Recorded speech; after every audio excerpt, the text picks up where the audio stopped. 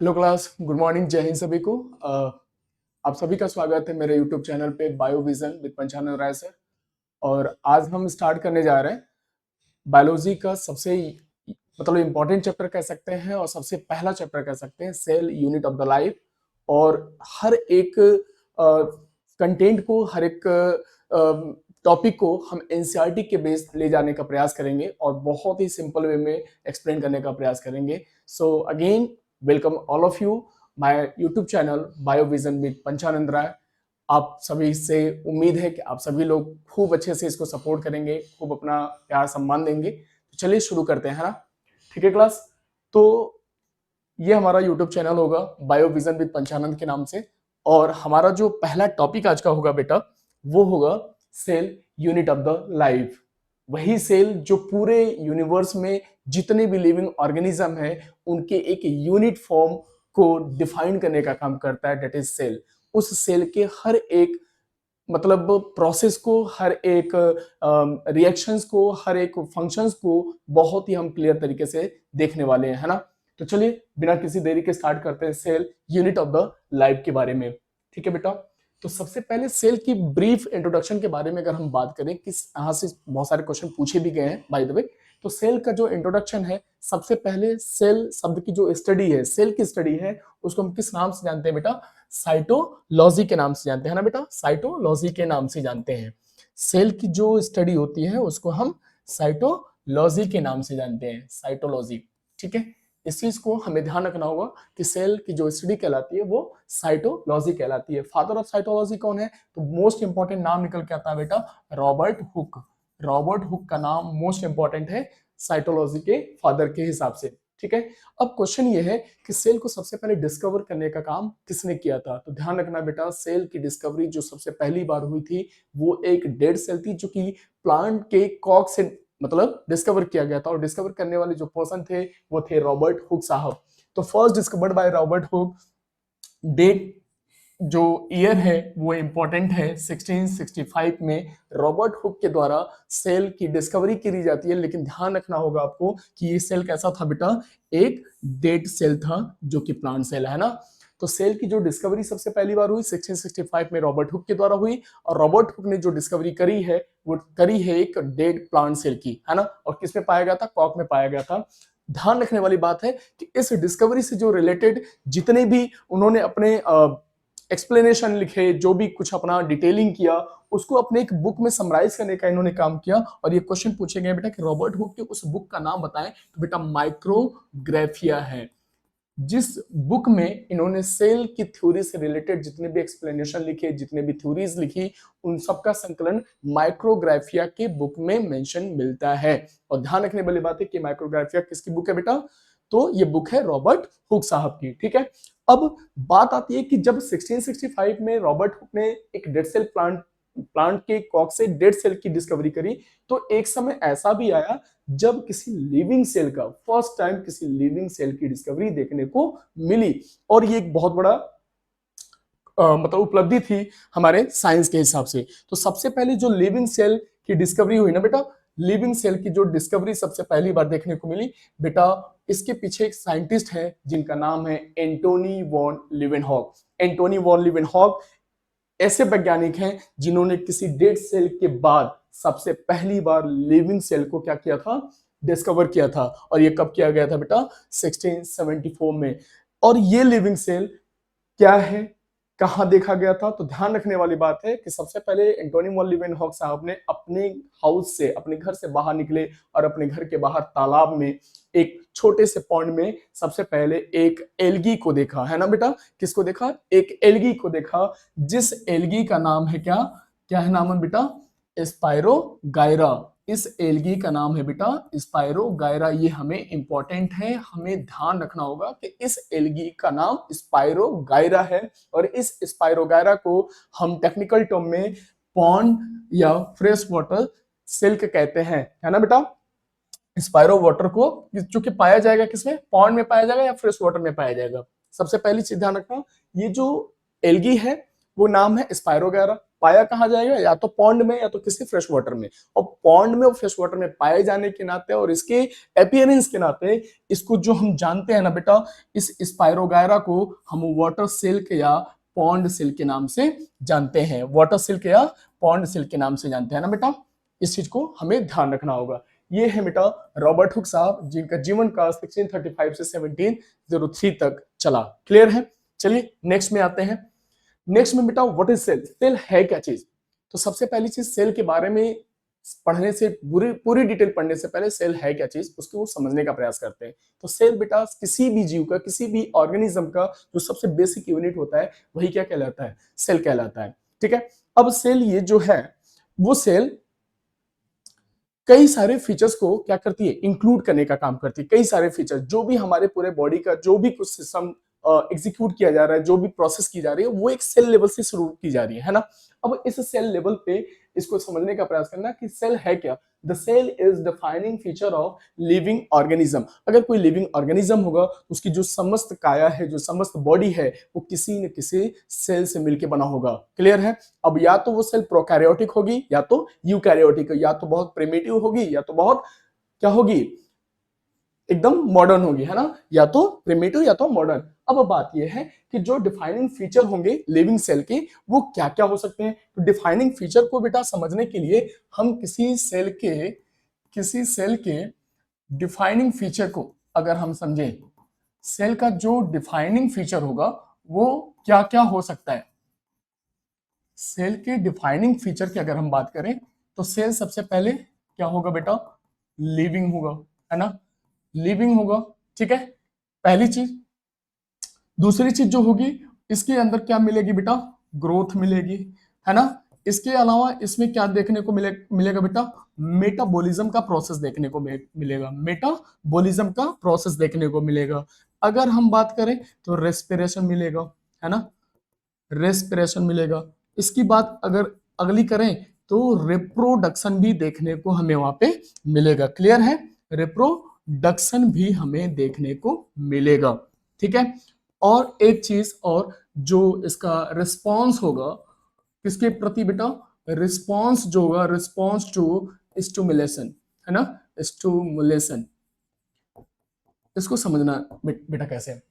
कोई भी सेल जो होगी वो लिविंग होगी। क्लियर है? सीधी सी बात है कि लिविंग सेल जो होगी उस लिविंग सेल की जो डिफाइनिंग फीचर्स होंगे और क्या क्या होंगे, तो ग्रोथ होगा, सेल की ग्रोथ होंगे, है ना, ग्रोथ होंगे। साथ ही साथ क्या होंगे, मेटाबॉलिज्म प्रोसेस होगा। मेटाबॉलिज्म प्रोसेस को हम आगे डिफाइन करने वाले हैं। बेटा मेटाबॉलिज्म एक ऐसा प्रोसेस है कि कोई भी बॉडी ऑर्गेनिज्म जो कुछ भी खाता है उसको डाइजेस्ट करता है, ब्रेक डाउन करेगा, डाइजेस्ट करेगा और उसके न्यूट्रिशन को बॉडी में एब्सॉर्ब करेगा और हमारी बॉडी उससे क्या बनाती है, एटीपी बनाने का काम करती है। अब जो कुछ हमारी बॉडी में एटीपी बन चुकी है उसके अलावा जो कुछ भी हमारे पास सरप्लस में बचे हैं उनको हमारी बॉडी में क्या कर दिया जाता है, एक्स्ट्रा, मतलब एक्स्ट्रा जो सरप्लस होता है उनको डिपॉजिट कर दिया जाता है फ्यूचर रिजर्व के रूप में। क्लियर है? जिससे हमें फ्यूचर में उससे वापस रिटर्न एनर्जी बनाने में एक सहायता मिल सके, एक हेल्प मिल सके। ठीक है, तो ये मेटाबॉलिज्म हो गया। रेस्पिरेशन, कोई भी सेल बॉडी होगी तो बेटा उसमें रेस्पिरेशन देखने को मिलेगा माइटोकॉन्ड्रिया के थ्रू, है ना।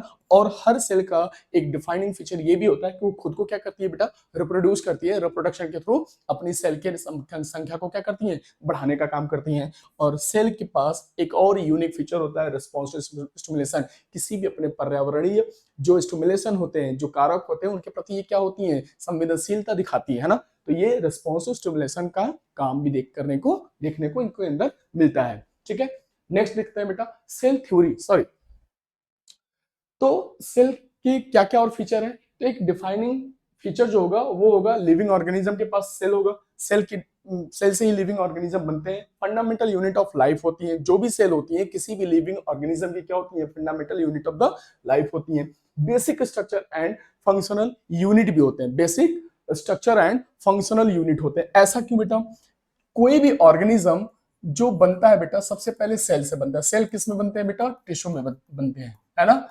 सेल बहुत सारे मिलेंगे तो टिश्यू बनाएंगे, टिश्यू मिलके क्या बनाते हैं बेटा, ऑर्गन बनाएंगे, है ना। ऑर्गन क्या मिलके बना, बहुत सारे ऑर्गन्स मिलेंगे तो क्या बनाएंगे, ऑर्गन सिस्टम बनाएंगे, ऑर्गन सिस्टम, ऑर्गन सिस्टम बनाएंगे। और ऑर्गन सिस्टम जब कई सारे मिलेंगे तो क्या बनती है बेटा, पूरी हमारी बॉडी बनती है, या फिर कह सकते हो आप ऑर्गेनिज्म, ऑर्गेनिज्म बनता है। ठीक है, क्लियर है। तो हम ये देख रहे हैं कि किसी भी लिविंग ऑर्गेनिज्म की जो टोटल पूरी बॉडी है, एंटायर बॉडी है, वो उसका यूनिट फॉर्म क्या है, उसकी बिगिनिंग कहां से हुई थी, सेल से हुई थी। अर्थात सेल बहुत सारे मिले तो टिश्यू बनाए, टिश्यू ऑर्गन बनाए, ऑर्गन सारे मिले तो ऑर्गन सिस्टम बनाए, और ऑर्गन सिस्टम मिलके सभी एक साथ मिलके क्या बनाते हैं, इंटीग्रेटेड फॉर्म में बॉडी या पूरे के पूरे ऑर्गेनिज्म को बनाने का काम करते हैं। क्लियर है।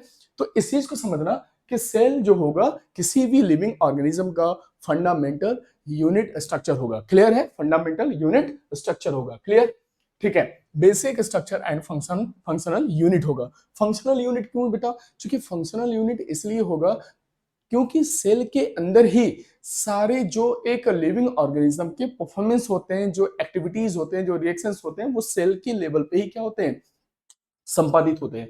Carry out all essential biological process, है ना, carry out all essential biological process, जितने भी जैविक प्रोसेस होते हैं वो किसके अंदर होते हैं बेटा, सेल के बॉडी के अंदर होते हैं। यही कारण है कि सेल को basic structure and functional unit कहा गया। Example, metabolism to reproduction, metabolism से लेकर के रिप्रोडक्शन तक के सारे जो गुण होते हैं वो किसके होते हैं, किसी सेल बॉडी के होते हैं। क्लियर है, ठीक है बेटा। ये हमारी एक एनिमल सेल है जिसका पूरा कंप्लीट स्ट्रक्चर आप देख पा रहे हो। ठीक है, आगे देखते हैं बेटा, सेल थ्योरी। सबसे पहली चीज, सेल थ्योरी क्या है। सेल थ्योरी बेटा एक चीज ऐसी है कि इसको ऐसे समझना कि सेल सबसे पहली बार जब देखने को मिली तो सेल के बारे में बहुत सारी अवधारणाएं दी गई, है ना। अब वो अवधारणाएं किन कुछ वैज्ञानिकों के नाम आते हैं, वो बहुत ही इंपॉर्टेंट है। अब ये इसमें सबसे पहली जो सेल थ्योरी आती है निकल के कि सेल प्लांट सेल है, एनिमल सेल है। प्लांट सेल है तो प्लांट से जितने भी प्लांट्स होते हैं वो किससे मिलकर बने होंगे, प्लांट सेल से मिलकर बने होंगे।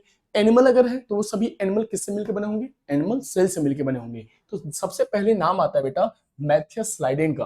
किसका नाम आता है, मैथियस स्लाइडेन, जो कि एक बेटा जर्मन बोटेनिस्ट है। ध्यान रखना ये इंपॉर्टेंट है, बोटेनिस्ट। क्वेश्चन पूछा है कि जो सेल थ्योरी है वो किसके द्वारा दी गई थी, तो cell theory was given by Matthias Schleiden, जो कि क्या है, बोटेनिस्ट है, और थियोडर स्वान, थियोडर स्वान ये क्या है बेटा, जियोलॉजिस्ट है। इन दोनों वैज्ञानिकों ने मिलकर सबसे पहले सेल थ्योरी को क्या किया, डिफाइन करने का काम किया। अब सेल थ्योरी दो वैज्ञानिक, Schleiden and Schwann, Schleiden and Schwann. तो क्वेश्चन ये है, सबसे पहला क्वेश्चन कि स्लाइडेन बोटेनिस्ट है और स्वान क्या है बेटा, जियोलॉजिस्ट है। स्लाइडेन बोटेनिस्ट और स्वान क्या है, जियोलॉजिस्ट है। इस चीज को आपको याद रखना होगा क्योंकि क्वेश्चन यहाँ से कई बार पूछे गए हैं, है ना। अब इसको याद कैसे कर सकते हो, स्वान, स्वान मतलब बेटा होता है, संस्कृत शब्द है स्वान एक तरीके से देखा जाए, और स्वान मतलब होता है ना, हंस या कुत्ता, डॉग, हंस या डॉग। अब ये दोनों हैं क्या चीज, एनिमल है, और एनिमल की स्टडी क्या होती है, जियोलॉजिस्ट होती है। क्लियर, एक बार फिर से समझा रहे हैं। श्वान मतलब होता है हंस या कुत्ता, और ये दोनों क्या है, एक एनिमल्स है, एनिमल की कैटेगरी में है, और एनिमल की कैटेगरी की जो स्टडी होती है वो क्या होती है, जियोलॉजी, है ना। तो श्वान जो है वो क्या है, एक जियोलॉजिस्ट है, और जब एक क्लियर हो जाएगा तो स्लाइडेन क्या होंगे, बोटेनिस्ट होंगे। इस चीज को आपको ध्यान रखना होगा। अब मैथियस स्लाइडेन ने जो स्टेटमेंट दिया उस स्टेटमेंट को समझने का काम करना कि जितने भी प्लांट्स बॉडी हैं, जितने भी प्लांट्स बॉडी हैं, वो प्लांट्स बॉडी किससे मिलकर बने होते हैं, सभी के सभी प्लांट्स बॉडी किससे मिलकर बने होते हैं, प्लांट सेल से मिलकर बने होते हैं। ठीक है, जितने भी प्लांट्स होते हैं सभी के सभी किससे मिलकर बने होते हैं बेटा, प्लांट सेल से मिलकर बने होते हैं, है ना। नेक्स्ट चीज, थियोडर स्वान, स्लाइडन ने बोला कि प्लांट जितने बॉडी होते हैं वो प्लांट सेल से मिलकर बने होते हैं। जो स्वान ने कहा, इन्होंने कहा बेटा all animal cells are surrounded by a cell membrane and plant cell और सराउंडेड बाय सेल वॉल। इस चीज को ध्यान रखना होगा। मतलब इन्होंने प्लांट सेल को एनिमल सेल से डिफर करने का काम किया, डिफरेंस के चीजों को हाईलाइट करने का काम किया, जो कि प्लांट से जो होते हैं एनिमल सेल से हमेशा क्या होते हैं, डिफर होते हैं due to presence of cell wall. अब इस चीज को इन्होंने थोड़ा सा अलग करने का, हाईलाइट करने का काम किया। स्वान ने बताया कि जो एनिमल सेल होते हैं बेटा वो सराउंडेड होते हैं सिर्फ और सिर्फ सिंगल किससे, सेल मेम्ब्रेन से, और जो प्लांट सेल होते हैं वो सराउंडेड होते हैं किसी सेल वॉल से, है ना। वो सेल वॉल से क्या होते हैं, सराउंडेड होते हैं। एक चीज ध्यान रखना बेटा, cell theory given by Singer and Nicolson. लेकिन सिंगर एंड निकोलसन ने सिर्फ लिमिटेड बातों को ही बताने का काम किया था, जैसा कि प्लांट सेल से मिलकर बने होते हैं, जैसा कि स्लाइडन ने बताया, और जो स्वान ने बताया कि कोई भी जो एनिमल सेल होगी वो किससे सराउंडेड होगी, सेल मेम्ब्रेन से सराउंडेड होगी, और जो प्लांट होंगे वो सेल वॉल से सराउंडेड होंगे। लेकिन इस बात को बताने में असफल रहे कि जो भी सेल होती है उस सेल का जो ओरिजिन होता है ना, जो शुरुआत होती है, जो जन्म होती है, वो कैसी होती है और कहां से होती है, इस चीज को ये बताने में विफल रहे। तो ध्यान रखना बेटा कि Schleiden and Schwann gave cell theory. Cell theory को तो इन्होंने दिया, लेकिन साथ ही साथ but it did not explain how new cell are form.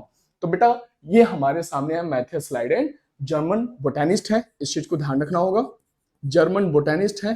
और ये है बेटा जूलॉजिस्ट स्वान, है ना, Schleiden and swan.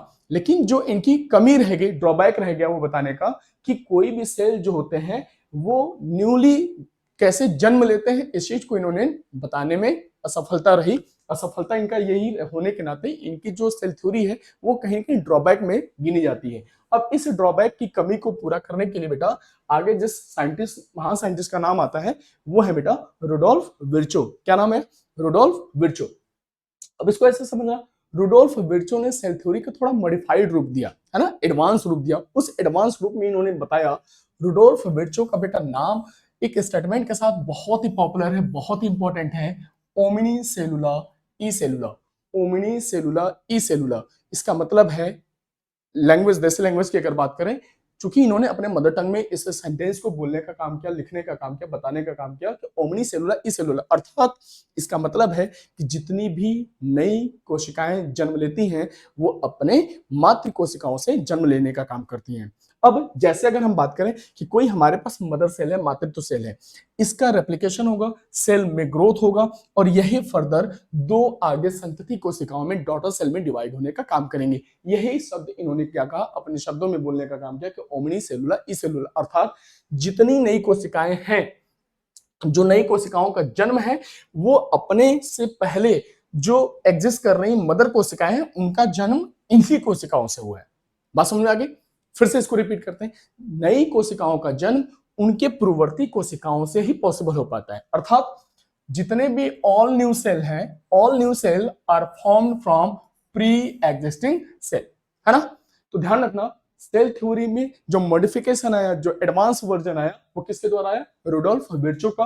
Rudolf Virchow ने एक स्टेटमेंट कहा, ओमनी सेलुला ई सेलुला, जिसका मतलब होता है all new cells are formed from pre existing cell, है ना। प्री एग्जिस्टिंग सेल का मतलब कि हर कोशिकाएं जो जन्म लेती हैं उसके पहले उसकी मदर सेल होती है ना। तो जो नई कोशिकाओं का जन्म है उनका जन्म किससे संभव हुआ है? मदर सेल के द्वारा। तो मदर सेल के द्वारा जन्मी हुई दो नई कोशिकाओं को इन्होंने एक्सप्लेन करने का काम किया, ओमनी सेलुला ई सेलुला। नाम आपको याद रखना होगा, रुडोल्फ विर्चो। क्लियर है बेटा? एक चीज। दूसरी चीज बेटा जो इंपॉर्टेंट है, नोट के तौर पे इसको समझना, रुडोल्फ विर्चो को सेल डिवीजन थ्योरी का क्या माना जाता है? फादर माना जाता है। सेल डिवीजन थ्योरी का क्या माना जाता है? फादर माना जाता है। एक तरीके से कह सकते हो कि जो सेल डिवीजन थ्योरी है वो किसके द्वारा दी गई थी? रुडोल्फ विर्चो के द्वारा दी गई थी, है ना। अब बेटा दुनिया में कुछ लॉन्गेस्ट सेल है, कुछ बिगेस्ट सेल है, कुछ स्मॉलेस्ट सेल है और कुछ लार्जेस्ट सेल है। इनको हमें भी ध्यान रखना होगा क्योंकि क्वेश्चन यहां से भी डायरेक्टली पूछे गए हैं। तो दुनिया की सबसे लॉन्गेस्ट सेल कौन सी है लिविंग वर्ल्ड में? लिविंग वर्ल्ड में दुनिया की सबसे लॉन्गेस्ट सेल क्या है बेटा? न्यूरॉन्स है। न्यूरॉन्स अर्थात नर्व सेल, है ना, नर्व सेल। बिगेस्ट सेल क्या है बेटा? तो ये है एक शुतुरमुर्ग का अंडा। शुतुरमुर्ग का अंडा जो होता है दुनिया का सबसे बिगेस्ट है ना। नेक्स्ट अगर बात करें smallest cell in the living world, ये बेटा मोस्ट इंपॉर्टेंट है, क्वेश्चन यहां से पूछे, एनसीईआरटी भी इस बात को मेंशन करती है कि smallest cell in the living world क्या है? तो बेटा है माइकोप्लाज्मा गैलीसेप्टिकम। माइकोप्लाज्मा गैलीसेप्टिकम है, ठीक है। ये एक बैक्टीरिया है बेटा, ये नेचर में क्या है? एक बैक्टीरिया है, और इसको हम पीपीएलओ वायरस के नाम से भी जानते हैं, लाइक प्लूरोन्यूमोनिया लाइक ऑर्गेनिज्म।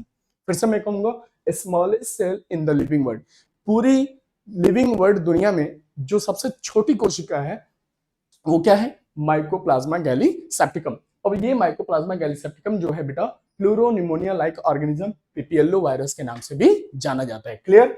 अब स्मॉलेस्ट सेल ह्यूमन बॉडी में क्या होगा बेटा? ह्यूमन बॉडी में सबसे स्मॉलेस्ट सेल क्या होगा? ध्यान रखना, किसी मेल का निकला हुआ स्पर्म, है ना, जिससे एक नई जिंदगी की शुरुआत पॉसिबल होती है। ह्यूमन बॉडी में सबसे छोटी कोशिका की अगर बात करें तो मेल के बॉडी से इजैकुलेट हुआ स्पर्म जिससे एक नई जीवन की शुरुआत हो सकती है, उसको हम सबसे छोटी कोशिका के नाम से जानते हैं ह्यूमन बॉडी में। अगर इसी ह्यूमन बॉडी में अगर हम बात करें लार्जेस्ट की, तो बेटा किसी फीमेल बॉडी से रिलीज हुआ ओवम या एग, जो कि क्या होता है? लार्जेस्ट सेल होता है। क्लियर। तो ये महत्वपूर्ण है, एग्जाम में क्वेश्चन यहां से पूछे गए हैं। NCERT smallest cell in the living world की जिक्र की हुई है, इस चीज को आपको ध्यान में रखना होगा। ये बेटा रिलेटेड डायग्राम। सबसे अगर हम बात करें कि ह्यूमन सेल में, ह्यूमन बॉडी में सबसे स्मॉलेस्ट क्या है, तो वो स्पर्म है। ह्यूमन बॉडी में सबसे स्मॉलेस्ट है वो है स्पर्म। अगर ह्यूमन बॉडी में सबसे लार्जेस्ट कोई है तो वो है फीमेल के बॉडी से रिलीज हुआ क्या चीज? एग। ठीक है। अगर हम बात करें पूरी दुनिया में सबसे छोटा जो सेल है, सबसे स्मॉलेस्ट सेल है, तो वो है बेटा माइकोप्लाज्मा गैलीसेप्टिकम। माइकोप्लाज्मा गैलीसेप्टिकम जो कि क्या है? एक बैक्टीरिया है। ये क्या है? एक बैक्टीरिया। क्लियर। एक बैक्टीरिया। ये बेटा शुतुरमुर्ग का अंडा, ऑस्ट्रिच एग, ऑस्ट्रिच एग, है ना, दुनिया का सबसे बड़ा क्या है? एक सेल है। और दुनिया का सबसे लॉन्गेस्ट सेल क्या है बेटा?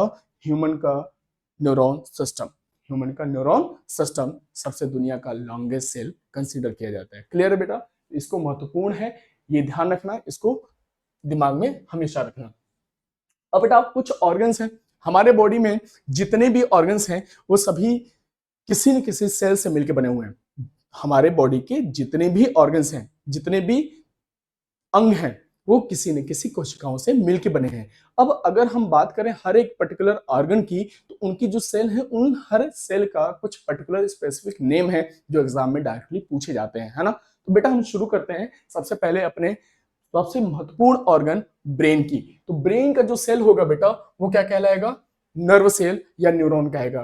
क्या कहलाएगा बेटा? नर्व सेल या न्यूरॉन। क्लियर है? ब्रेन का जो यूनिट सेल होगा नर्व सेल या न्यूरॉन होगा।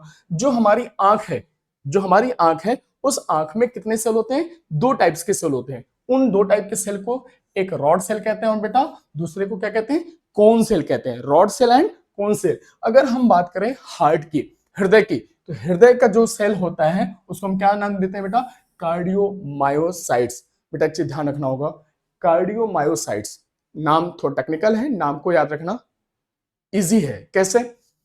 सबसे पहली चीज कि आज से आपको हमेशा के लिए समझ जाना होगा कि जहां जहां कार्डियो शब्द आएगा, ये कार्डियो शब्द किसको डिफाइन करने का काम कर रहा है बेटा? हार्ट को।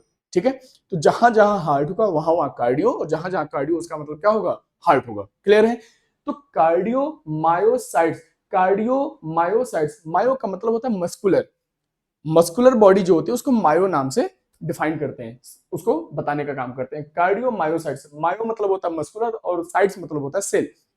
अर्थात जो हृदय की सेल होती है, जो मस्कुलर होती है, उसी को हम क्या कहते हैं? कार्डियोमायोसाइट्स कहते हैं। यहां से फिर से हम देखेंगे हमारी पूरी बॉडी का जो मसल्स होता है, इस मसल्स के साइज सेल को क्या कहते हैं बेटा? मायोसाइट कहते हैं। नेक्स्ट, हमारी जो बोन की कोशिकाएं होती हैं, जो हमारी हड्डियां होती हैं, उस हड्डियों में भी दो हड्डियां होती हैं, है ना। हड्डियों में भी दो हड्डियां होती हैं, एक हड्डियां बनाने का काम करते हैं और एक हड्डियों को तोड़ने का काम करती हैं। तो दोनों का अलग अलग नाम है। क्या नाम है बेटा?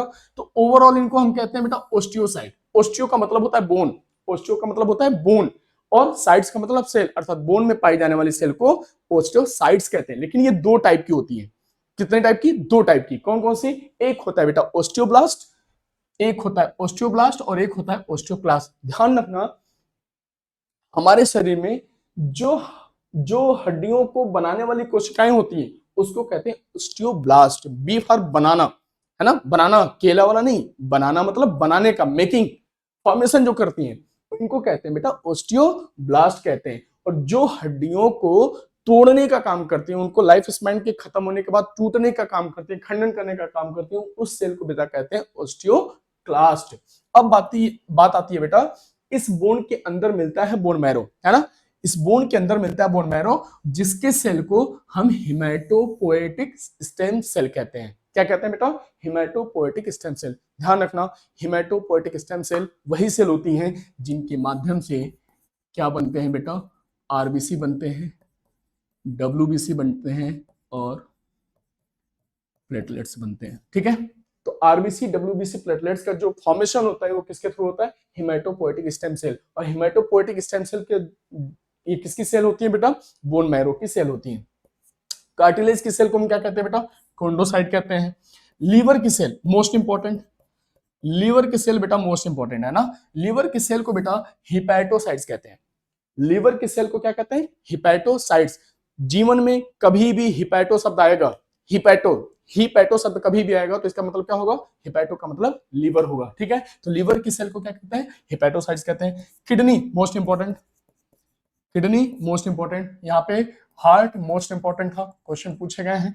तो लीवर के बाद किडनी की अगर सेल की हम बात करें तो किडनी के सेल को हम नेफ्रॉन कहते हैं। मेल रिप्रोडक्टिव सेल क्या होता है बेटा? स्पर्म होता है। और फीमेल रिप्रोडक्टिव सेल क्या होता है बेटा? ओवम होता है अथवा एग होता है। ओवम कहिए चाहे एग की बात एक ही है। तो ये कुछ बेटा हमारे शरीर के महत्वपूर्ण ऑर्गन है, और इन ऑर्गन के जो यूनिट सेल होते हैं इनके ये सिंगल यूनिट सेल होते हैं, मतलब फंक्शनल सेल होते हैं, इनको हम इस नाम से जानने का काम करते हैं। ठीक है, अब ब्रेन एक बार रिपीट करते हैं। ब्रेन के सेल को नर्व सेल या न्यूरॉन, आई के सेल को दो टाइप्स की होती है, rod cell, cone cell. Heart के सेल को कार्डियोमायोसाइट्स। मसल्स जो हमारे बॉडी में टोटल मस्कुलर हैं, मांसपेशियां हैं, उनके सेल को क्या कहते हैं? मायोसाइट्स कहते हैं। बोन के सेल को क्या कहते हैं बेटा? ओवरऑल ओस्टियोसाइट कहते हैं, लेकिन ये दो टाइप्स की होती हैं, पहला ओस्टियोब्लास्ट और दूसरा ओस्टियोक्लास्ट। बोन मैरो की जो यूनिट सेल होती है वो क्या होती है बेटा? हिमेटोपोएटिक स्टेम सेल होती है, जो आरबीसी डब्ल्यूबीसी और प्लेटलेट्स को बनाने का काम करती हैं। क्लियर है? ठीक है, अब कार्टिलेज को हम कॉन्ड्रोसाइट्स कहते हैं, लीवर को हिपैटोसाइट्स कहते हैं, किडनी को क्या कहते हैं? नेफ्रॉन कहते हैं, और मेल रिप्रोडक्टिव सेल को क्या कहते हैं? स्पर्म कहते हैं, और फीमेल रिप्रोडक्टिव ऑर्गन को ओवम या एग कहते हैं, है ना बेटा। अब बेटा प्रोकैरियोटिक सेल होती है। सेल हमारे सामने मैंने बताया कितनी होती है? दो होती है। कैसे? कौन कौन सी? समझना, जो हमारे सामने सेल होगी वो बेटा दो होंगी। कौन कौन सी? एक होगी बेटा प्रोकैरियोटिक सेल, है ना, और जो दूसरी होगी eukaryotic cell. Eukaryotic cell. Prokaryotic cell को क्या कहते हैं बेटा? प्रिमिटिव सेल कहेंगे, प्रिमिटिव सेल, है ना, और यूकैरियोटिक सेल को हम क्या कहेंगे बेटा? True cell. ठीक है, प्रिमिटिव सेल किस मामले में बेटा? ध्यान रखना कि प्रिमिटिव सेल में एडवांस फीचर कुछ भी नहीं होगा। एडवांस फीचर जो होते हैं वो कुछ भी नहीं पाए जाएंगे, सारे के सारे एडवांस फीचर क्या होंगे? एब्सेंट होंगे, है ना। एडवांस फीचर क्या होते हैं? एब्सेंट होते हैं। ठीक है, और जो यूकैरियोटिक सेल है इसमें सभी फीचर, एडवांस फीचर जो होंगे, सभी एडवांस फीचर क्या होंगे बेटा? प्रेजेंट होंगे। इस चीज को आपको ध्यान रखना होगा। कैसे? देखते हैं। सबसे पहले प्रोकैरियोटिक सेल का मतलब प्रिमिटिव सेल, प्रिमिटिव न्यूक्लियस होगा, है ना, अर्थात एक ऐसा सेल जिसके अंदर न्यूक्लियस जो होगा उसका कैसा नेचर होगा? प्रिमिटिव टाइप का होगा, बहुत पुराना वर्जन होगा। ठीक है, एडवांस नहीं होगा, अपडेटेड नहीं होगा, उसको हम प्रिमिटिव न्यूक्लियस के नाम से जान सकते हैं। पहला यहाँ पे हम कह सकते हैं बेटा न्यूक्लियस ही क्या होगा? एब्सेंट होगा। मैंने बताया कि या तो न्यूक्लियस नहीं होगा, है ना, या तो न्यूक्लियस अगर होगा तो उस न्यूक्लियस का जो मेन कैरेक्टर होगा, जो मेन फीचर होता है कि उसके न्यूक्लियस के किनारे किनारे से न्यूक्लियस मेम्ब्रेन होगा, वही क्या होगा? एब्सेंट होगा। ओवरऑल हम कह सकते हैं न्यूक्लियस एब्सेंट होगा। नेक्स्ट अगर हम बात करें, ओनली वन क्रोमोसोम, सिर्फ एक क्रोमोसोम यहाँ पे पाए जाते हैं, जिसको हम किस नाम से जानते हैं बेटा? न्यूक्लियाइड या जीनोफोर के नाम से जानते हैं। बेटा ध्यान रखना, प्रोकैरियोटिक सेल में जो क्रोमोसोम होते हैं वो कितने होते हैं? सिंगल होते हैं। जैसे ह्यूमन के अंदर टोटल क्रोमोसोम की संख्या कितनी होती है? 46 होती है। टोटल क्रोमोसोम की संख्या 46 या 23 पेयर, लेकिन यहाँ पे सिर्फ एक क्रोमोसोम होगा जिसको हम न्यूक्लियाइड या जीनोफोर के नाम से जानते हैं। अगर हम बात करें जितने भी माइक्रो ऑर्गेनिज्म होते हैं वो सभी कैसे होते हैं? यूनिसेलुलर अर्थात प्रोकैरियोटिक होते हैं। फिर से, जितने भी माइक्रो ऑर्गेनिज्म होते हैं लाइक बैक्टीरिया, वो सभी क्या होते हैं, यूनिसेलुलर होते हैं, एक कोशिक के होते हैं और सभी के सभी प्रोकैरियोटिक होते हैं। Membrane covered organelle are absent. बेटा ये इंपॉर्टेंट फीचर है, किसी भी प्रोकैरियोटिक सेल का जो सेल ऑर्गेनेली होगा वो सेल ऑर्गेनेली का अपना मेम्ब्रेन नहीं होगा ना, मतलब वो किसी कवरिंग से कवर्ड नहीं होगा। ये इसका मेन फीचर है, इस चीज को ध्यान रखना होगा कि जितने भी मेम्ब्रेन कवर्ड ऑर्गेनेली होंगे वो सभी के सभी क्या होंगे, एब्सेंट होंगे। अगर हम बात करें बेटा इसके अंदर जो राइबोसोम्स होते हैं वो राइबोसोम सिर्फ और सिर्फ कैसे होंगे, 70S का होगा। 70S का मतलब समझ रहे हैं, सिर्फ और सिर्फ 70S मतलब पुराना वाला वर्जन। चूंकि राइबोसोम दो टाइप्स के होते हैं, एक 70S होता है, एक 80S होता है, ठीक है। तो 80S सिर्फ और सिर्फ किसमें मिलता है बेटा, यूकैरियोटिक में मिलता है ना। 70S और 80S दोनों किसमें मिलते हैं, यूकैरियोटिक में मिलते हैं। लेकिन अगर हम बात करें 70S की तो 70S सिर्फ और सिर्फ किसमें मिलता है, प्रोकैरियोटिक सेल में मिलता है। अब इसमें पॉलीएमाइन प्रोटीन्स प्रेजेंट होते हैं ना बेटा। कैसे प्रोटीन होते हैं, पॉलीएमाइन प्रोटीन्स प्रेजेंट होते हैं। ये क्या है, आपको ध्यान होगा बेटा जो यूकैरियोटिक सेल्स होते हैं, यूकैरियोटिक सेल में हिस्टोन प्रोटीन प्रेजेंट होता है। कौन सा प्रोटीन, हिस्टोन प्रोटीन। उस हिस्टोन को रिप्लेस यहाँ पे किससे किया जाएगा, पॉलीएमीन प्रोटीन से किया जाएगा, जो कि हिस्टोन प्रोटीन का क्या है, एक समस्थानिक है, ठीक है, एक तरीके का उसके समकक्ष है। हिस्टोन प्रोटीन चूंकि यूकैरियोटिक में है, प्रोकैरियोटिक में क्या मिलेगा बेटा, पॉलीएमीन मिलेगा। इस चीज को आपको ध्यान रखना होगा। चूंकि हिस्टोन प्रोटीन किसी यूकैरियोटिक सेल का फीचर है और पॉलीएमीन का पाया जाना किसका फीचर है बेटा, प्रोकैरियोटिक का। प्लाज्मिड नाम आता है बेटा, प्लाज्मिड एक नाम आता है, प्लाज्मिड। प्लाज्मिड क्या है, तो जो क्रोमोसोम एक्स्ट्रा क्रोमोसोमल होते हैं, डबल सर्कुलर डीएनए होते हैं, इनको हम प्लाज्मिड के नाम से जानते हैं। क्लियर है, फिर से जो क्रोमोसोम होगा, जो डबल स्टैंड सर्कुलर डीएनए होगा, डबल स्टैंड सर्कुलर डीएनए होगा, इसको हम किस नाम से जानते हैं बेटा, प्लाज्मिड के नाम से जानते हैं, जो कि किसी बैक्टीरिया में देखने को मिलता है। एग्जाम्पल क्या होगा, किसी भी प्रोकैरियोटिक सेल का एग्जाम्पल क्या क्या होगा, बैक्टीरिया होगा, साइनोबैक्टीरिया होगा। इस साइनोबैक्टीरिया को हम किस नाम से जानते हैं बेटा, ब्लू ग्रीन एल्गी के नाम से जानते हैं, BGA, माइकोप्लाज्मा गैलीसेप्टिकम। जो अभी हमने बताया कि दुनिया की सबसे छोटी स्मॉलेस्ट सेल है वो है माइकोप्लाज्मा। तो ये बेटा कुछ फीचर्स है किसके, प्रोकैरियोटिक सेल के, है ना। प्रोकैरियोटिक सेल मतलब प्रिमिटिव न्यूक्लियस, जिसका न्यूक्लियस कैसा होगा, प्रिमिटिव फीचर होंगे। अब बेटा ये एक बैक्टीरिया का डायग्राम है। बैक्टीरिया के जो डायग्राम है ये सभी के सभी किसमें आते हैं, सभी दुनिया की जितनी भी बैक्टीरियाज हैं, दुनिया की जितनी भी बैक्टीरिया हैं सभी के सभी किसमें आती हैं बेटा, प्रोकैरियोटिक सेल में आती है, ठीक है। अब बेटा यूकैरियोटिक सेल क्या है, प्रोकैरियोटिक सेल की कंपेयर में अगर हम बात करें यूकैरियोटिक सेल की, तो यूकैरियोटिक सेल जो होते हैं ना वो एडवांस लेवल के होते हैं। दूसरी चीज अगर हम कहें तो इनके अंदर फीचर्स बहुत सारे होते हैं, उनके कंपेयर में इनका जो कॉम्प्लेक्सिटी होता है, जो इनकी जटिलता होती है वो और ज्यादा अधिक होती है। किसके, प्रोकैरियोटिक सेल के कंपेयर में यूकैरियोटिक की जटिलता अधिक होती है ना। अब ध्यान देना यूकैरियोटिक सेल क्या है, जिनके पास ट्रू न्यूक्लियस है, वहां पे क्या है, ट्रू न्यूक्लियस नहीं है, प्रिमिटिव न्यूक्लियस है। ट्रू न्यूक्लियस नहीं है, प्रिमिटिव न्यूक्लियस है, लेकिन यहाँ पे क्या है, ट्रू न्यूक्लियस प्रेजेंट है, ठीक है। अब यहाँ पे न्यूक्लियर मेम्ब्रेन क्या होगा, जितने भी मेम्ब्रेन होंगे बेटा, जितने भी ऑर्गेनेली मेम्ब्रेन होंगे वो सभी के सभी क्या होंगे बेटा, प्रेजेंट होंगे। इस चीज को हमें ध्यान रखना होगा कि जितने भी न्यूक्लियर हो या जितने भी सेल ऑर्गेनेली होंगे उनके मेम्ब्रेन क्या होंगे, प्रेजेंट होंगे, जबकि प्रोकैरियोटिक में क्या थे, एब्सेंट थे, है ना। अब यहाँ पे सेल ऑर्गेनेली क्या होंगे, प्रेजेंट होंगे। सेल ऑर्गेनेली वहां पे भी थे लेकिन वहां के कंपेयर में सेल ऑर्गेनेली यहाँ पे ज्यादा होंगे और ज्यादा कॉम्प्लेक्सिटी यहाँ पे बढ़ जाएगी, एडवांस फीचर और ज्यादा बढ़ जाएगा, है ना। मैंने बात किया वहां पे राइबोसोम कितने होते हैं, सिर्फ 70S होते हैं, लेकिन यहाँ पे 70S और 80S, 70S एंड 80S दोनों टाइप के क्या होंगे बेटा, प्रेजेंट होंगे, है ना। मोर क्रोमोसोम होगा। एग्जाम्पल की अगर हम बात करें ह्यूमन की, अगर हम ह्यूमन की बात करें तो ह्यूमन में टोटल कितने होते हैं बेटा, 46 होते हैं टोटल, 23 पेयर, है ना। हिस्टोन प्रोटीन वहां पे क्या था, पॉलीएमाइन प्रोटीन था, यहाँ पे क्या है बेटा, हिस्टोन प्रोटीन है।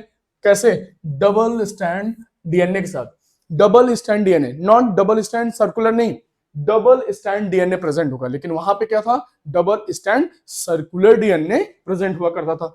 इन ऑल प्रोटिस्ट, सभी प्रोटिस्ट से लेकर के मल्टी सेलुलर ऑर्गेनिज्म तक क्या मिलते हैं बेटा, यूकैरियोटिक सेल देखने को मिलते हैं। Example all protist, fungi, Plantae and सभी प्रकार के एनिमल्स में, ठीक है। तो ये चीज ध्यान रखना कि यहाँ पे हिस्टोन प्रोटीन होगा जबकि वहां पे पॉलीएमीन प्रोटीन था। यहाँ पे जो डीएनए होगा डबल स्ट्रैंड डीएनए होगा, सर्कुलर नहीं होगा, ये चीज आपको ध्यान रखना है। यहाँ पे जो राइबोसोम्स होंगे, दोनों राइबोसोम होंगे 70S और 80S, 70S 80S दोनों मिलेंगे, जबकि वहां पे क्या मिलेंगे, सिर्फ और सिर्फ 70S ही मिलेगा। जितने भी सेल ऑर्गेनेली है सभी के सभी प्रेजेंट होंगे, ज्यादा कॉम्प्लेक्सिटी होगी, जटिलता ज्यादा होगी, फीचर एडवांस फीचर ज्यादा होंगे, और जितने भी मेम्ब्रेन ऑर्गेनेली के मेम्ब्रेन होंगे सभी के सभी क्या होंगे बेटा, प्रेजेंट होंगे। क्लियर है? ठीक है।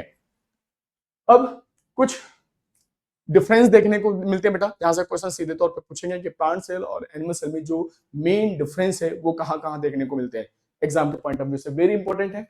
सबसे पहले बेटा जो प्लांट सेल होगा, इस प्लांट सेल का जो साइज होगा वो बड़ा होगा किसके कंपेयर में, एनिमल सेल के कंपेयर में। क्लियर है? दूसरी बात अगर हम कहें तो it is present and made up of cellulose, बेटा मोस्ट इंपॉर्टेंट, सेलुलोज का या तो फिर काइटिन का बना होगा। ठीक है, अगर वो प्लांट बॉडी है तो सेलुलोज का बना होगा, अगर वो फंगस है, फंगाई है, तो वो किसका बना होगा, काइटिन का बना होगा। लेकिन अगर हम बात करें एनिमल सेल में, तो एनिमल सेल में जो सेल वॉल होता है वो क्या होता है, एब्सेंट होता है। क्या होता है बेटा, एब्सेंट होता है। क्लियर है? अगर हम बात करें यहाँ पे क्लोरोप्लास्ट होगा, प्लास्टिड क्लोरोप्लास्ट यहाँ पे प्रेजेंट होगा, यहाँ पे क्या होगा बेटा, एब्सेंट होगा। अगर हम बात करें वैक्यूल की, वैक्यूल, ये सारी चीजें क्या है, हम इनको आगे चल के एक एक करके डिटेल में समझेंगे। वैक्यूल जो होगा वो यहाँ पे लार्जर होगा, यहाँ पे क्या होगा, स्मॉलर होगा। और अगर हम बात करें सेंट्रोसोम की, तो सेंट्रोसोम ध्यान रखना बेटा, प्लांट सेल में सेंट्रोसोम एब्सेंट होता है जबकि यहाँ पे प्रेजेंट होता है। और सेंट्रोसोम बेटा अगर नाम बताऊं तो ध्यान रखना, सेल डिवीजन में इसका बहुत ही क्रूशियल रोल होगा। हम जब सेल डिवीजन पढ़ेंगे तो वहां पे सेंट्रोसोम का जिक्र करेंगे। क्लियर है? तो ये कुछ बेटा महत्वपूर्ण डिफरेंसेस हैं प्लांट सेल और एनिमल सेल में, इनको आपको ध्यान रखना होगा। ठीक है, नेक्स्ट बेटा सबसे पहले अगर हम बात करें कि किसी भी प्लांट सेल का जो सबसे बाहरी स्ट्रक्चर होता है बेटा, उसी को हम क्या कहते हैं, सेल वॉल कहते हैं। किसी भी प्लांट सेल का जो सबसे आउटर मोस्ट स्ट्रक्चर होता है ना बेटा, वही क्या होता है, सेल वॉल होता है। तो सबसे पहले सेल वॉल की डिस्कवरी किसने करी है, तो discovered by Robert Hooke. Cell wall की जो डिस्कवरी हुई है वो किसके द्वारा हुई है बेटा, रॉबर्ट हुक के द्वारा हुई है ना, रॉबर्ट हुक के द्वारा हुई है। ठीक है, ये हमें ध्यान रखना होगा। सेल वॉल की जो डिस्कवरी हुई है रॉबर्ट हुक के द्वारा, कब हुई थी बेटा, 1665 में। जब सेल डिस्कवर किया तो सेल जो डिस्कवर किया तो मैंने बताया था कि बेटा वो प्लांट सेल थी। ये बात इसी बात से पता चली थी क्योंकि वो क्या था, क्योंकि उसमें सेल वॉल प्रेजेंट था, और इसी चीज से वो क्लियर हो गया कि वो एक क्या है, प्लांट सेल है। ठीक है, अब है क्या चीज सेल वॉल, तो सेल वॉल बेटा किसी भी लिविंग ऑर्गेनिज्म, जैसे प्लांट जो है, प्लांट सेल का जो सबसे बाहरी स्ट्रक्चर होगा, सपोज हमारे पास ये एक स्ट्रक्चर है ना, और ये स्ट्रक्चर किस चीज का है बेटा, सेल का है। किसका है, सेल का। अब ये सेल का जो सबसे बाहरी स्ट्रक्चर लाइन है वही क्या होगा, सेल वॉल होगा। क्लियर? अर्थात कह सकते हैं कि किसी भी सेल के जो सबसे बाहर का स्ट्रक्चर होगा, जो सबसे बाहर की कवरिंग होगी, लाइनिंग होगी। सो बच्चों देखते हैं सेल वॉल। तो मैं ये बता रहा था कि सेल वॉल का जो सबसे आउटिंग लाइन है ना, तो वो सेल वॉल प्लांट सेल में अवेलेबल होती है, उपलब्ध होती है। और ये सेल वॉल जो होती है इसकी डिस्कवरी सबसे पहले किसने करी थी, रॉबर्ट हुक ने करी थी 1665 में। ये उस टाइम की बात है जब किसी प्लांट सेल की डिस्कवरी हुई थी, डेड प्लांट सेल की डिस्कवरी हुई थी। ये उस समय की बात है, सेम 1665 के समय में, जब किसने करी थी, रॉबर्ट हुक ने करी थी, है ना बेटा। अब ये है क्या चीज सेल वॉल, तो सेल वॉल आप देख रहे हो कि किसी भी प्लांट सेल का जो सबसे आउटर मोस्ट स्ट्रक्चर है ना, इसी को हम क्या कहते हैं, सेल वॉल कहते हैं। इसकी नेचर कैसे होता है, इसकी मतलब फीचर्स कैसे होते हैं, ये बहुत ही रिजिड होता है ना, रिजिड मतलब बहुत ही कठोर होता है और प्रोटेक्टिव होगा। ये ठीक उसी तरीके से उसको सुरक्षा देती है जैसे हमारे घर के चारों तरफ बाउंड्री वॉल होती है ना। तो बाउंड्री वॉल हम किस पर्पज से बनाते हैं बेटा, हमारे अपने घर को क्या देने के लिए, सुरक्षा देने के लिए, है ना। तो जो प्रोडक्टिव नेचर है ये क्या होती है, सेल वॉल की होती है। इसका नेचर कैसा होगा, नॉन लिविंग, है ना, क्योंकि इसके अंदर लिविंग जैसा कोई भी टेंडेंसी नहीं होती, और ये एक तरीके का सपोर्टिव लेयर होता है। क्लियर, किसी भी सेल के लिए। अब बात आती है कि जो सेल वॉल है, वो सेल वॉल किसी भी सेल के लिए क्यों इंपॉर्टेंट होती है, वो सेल को क्या देती है बेटा, शेप देती है, उसको एक परफेक्शन देती है।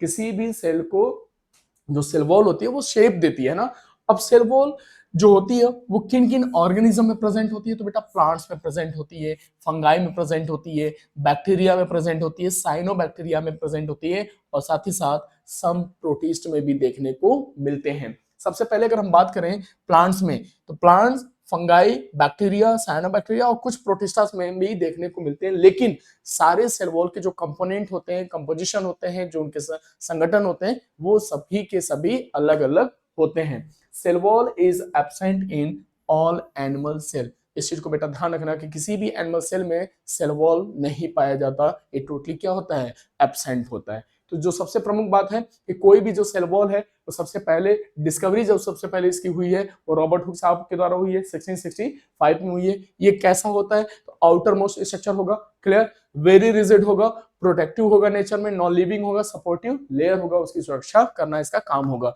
ये सेल को साथ ही साथ क्या देती है, शेप देती है ना बेटा, एक आकार देती है।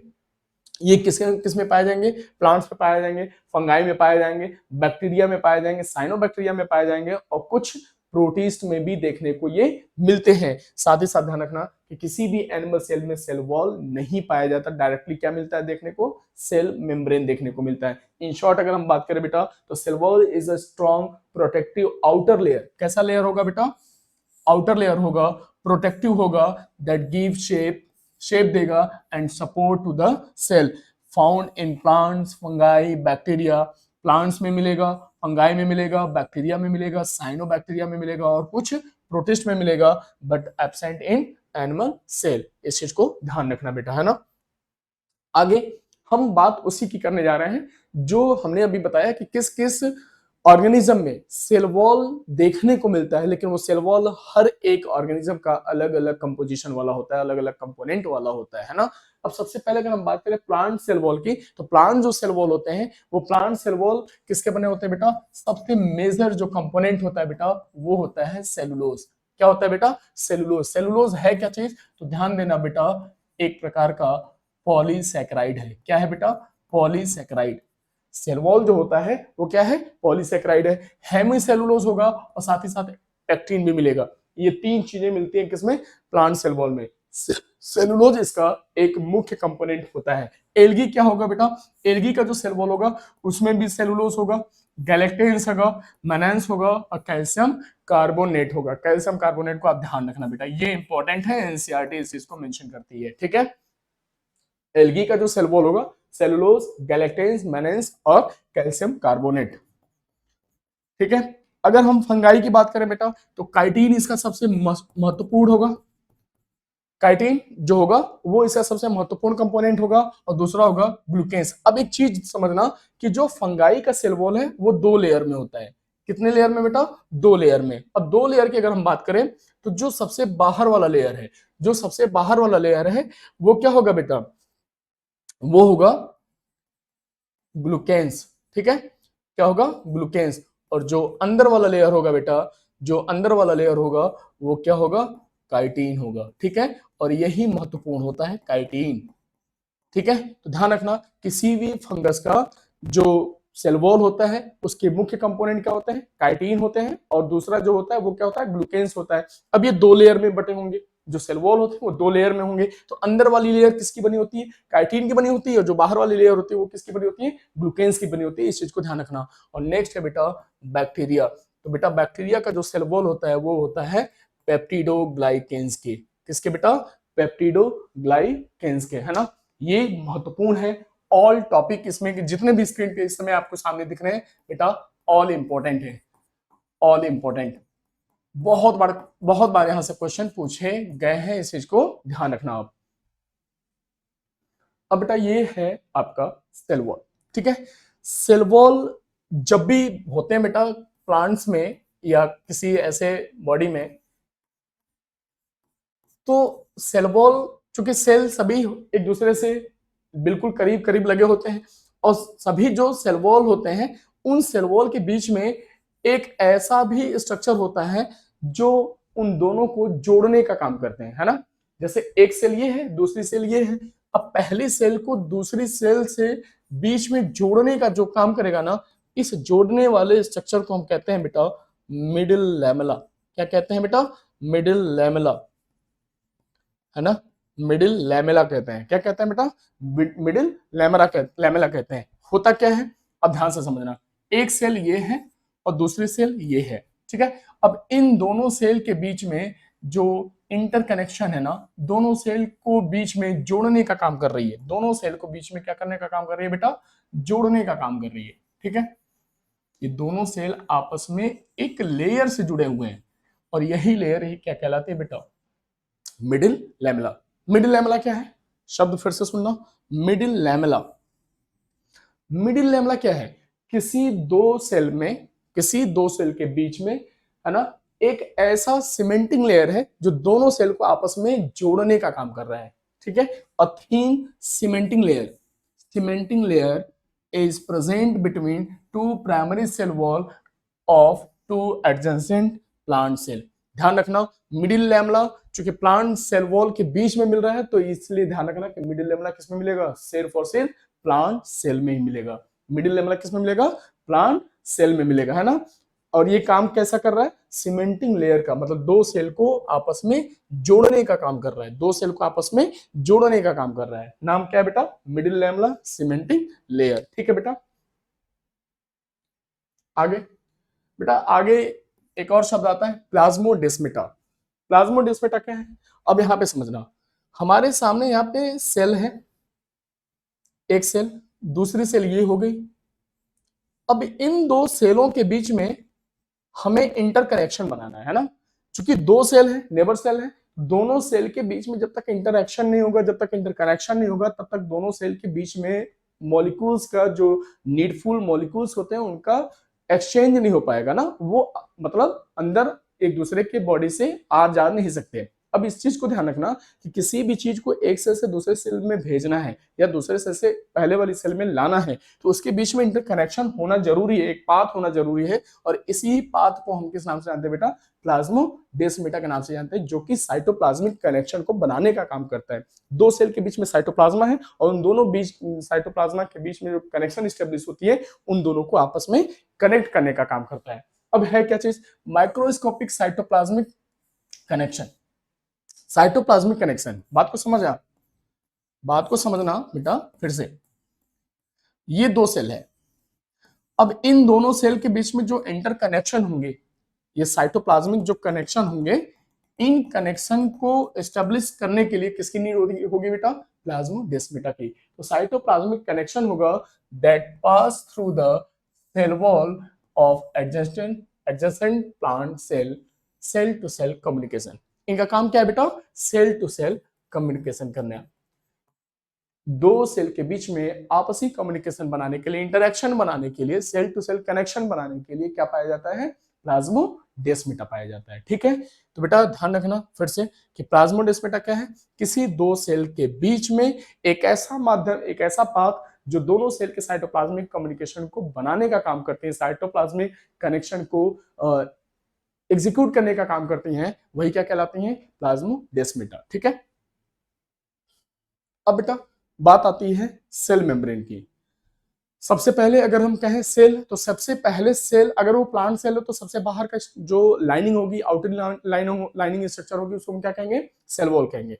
अब सेल वॉल के अंदर, जस्ट अंदर जो लाइनिंग मिलेगी उसको हम बेटा नाम देते हैं सेल मेम्ब्रेन। अब सेल मेम्ब्रेन है क्या चीज? तो सेल मेम्ब्रेन को सबसे पहले समझना कि सेल मेम्ब्रेन का जो डिस्कवरी है, उस सेल मेम्ब्रेन की डिस्कवरी या मॉडल को किस वैज्ञानिक ने दिया था बेटा? सिंगर एंड निकोलसन ने, है ना। जो सेल मेम्ब्रेन है, उस सेल मेम्ब्रेन की जो मॉडल है, जो एक मॉडल का नाम फ्लूइड मोज़ेक मॉडल है, उसको देने का काम किसने किया था? सिंगर एंड निकोलसन ने। और सिंगर एंड निकोलसन ने इस मॉडल का क्या नाम रखा था बेटा? Fluid mosaic model. ये नेचर में कैसा होता है बेटा? सेलेक्टिवली परमिएबल होता है। सेलेक्टिवली परमिएबल का क्या मतलब है? अब सेलेक्टिवली परमिएबल का मतलब यह है कि कोई भी सेल अपने अंदर किसी भी कंपोनेंट को रिसीव करना, अपने सेल के अंदर से किसी कंपोनेंट को बाहर निकालने के लिए सिलेक्टिवली परमिएबल होगी। मतलब जो नीडफुल होगा वही अंदर आएगा, जो नीडफुल नहीं है वो अंदर नहीं आएगा। तो उन चीजों के सेल मेम्ब्रेन के पास ये टेंडेंसी है, ये प्रॉपर्टीज है कि चीजों को सिलेक्ट कर सके, है ना।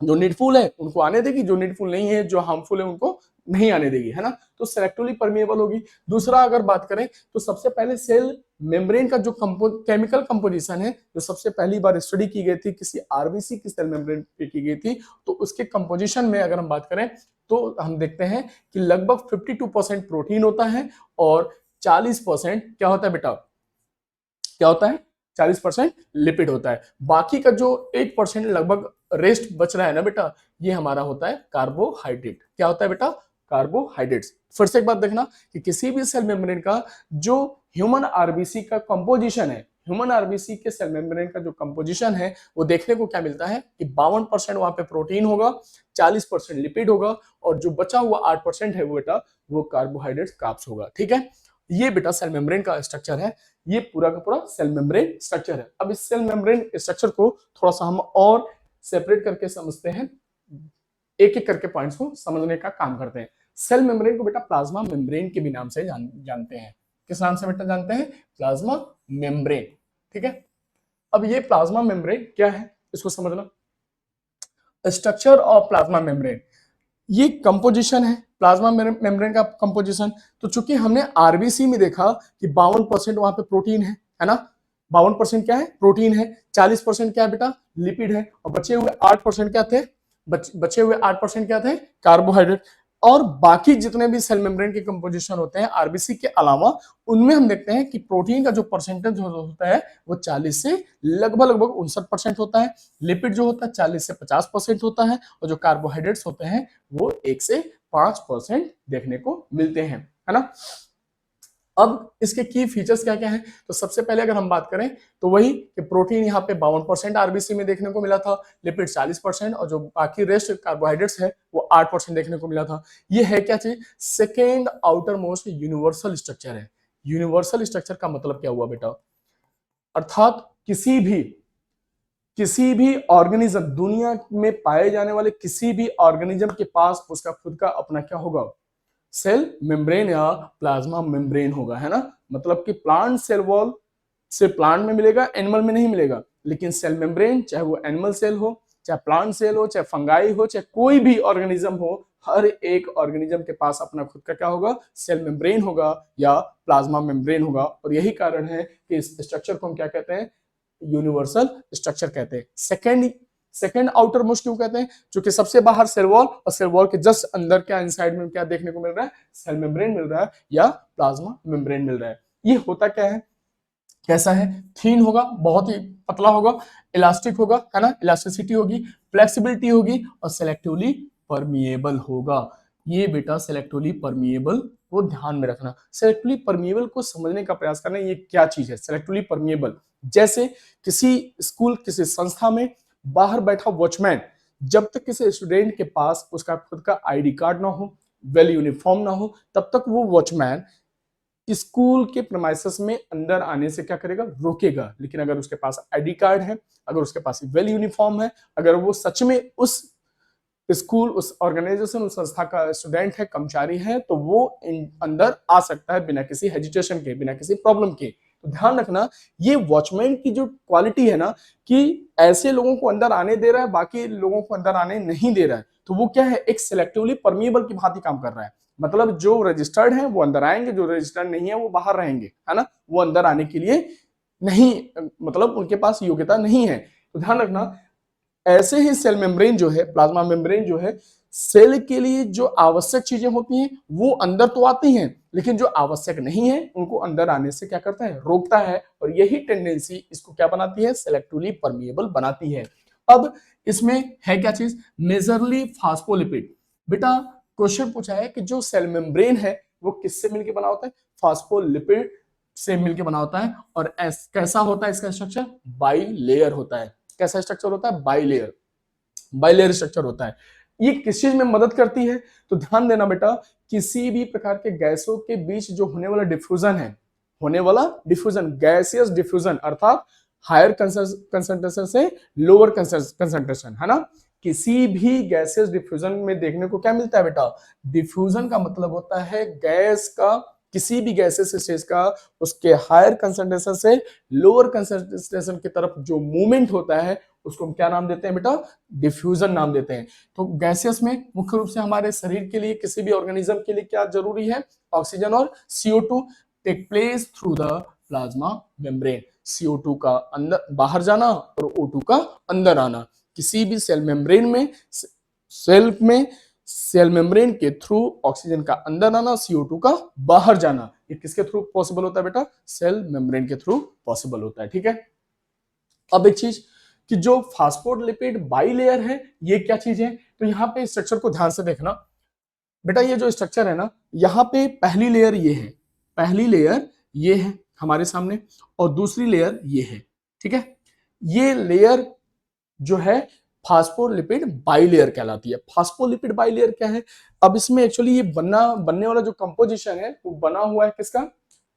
लिपिड और प्रोटीन का बना है, लिपिड और प्रोटीन का बना है ना। अब यहाँ पे लिपिड और प्रोटीन को समझने का काम करना।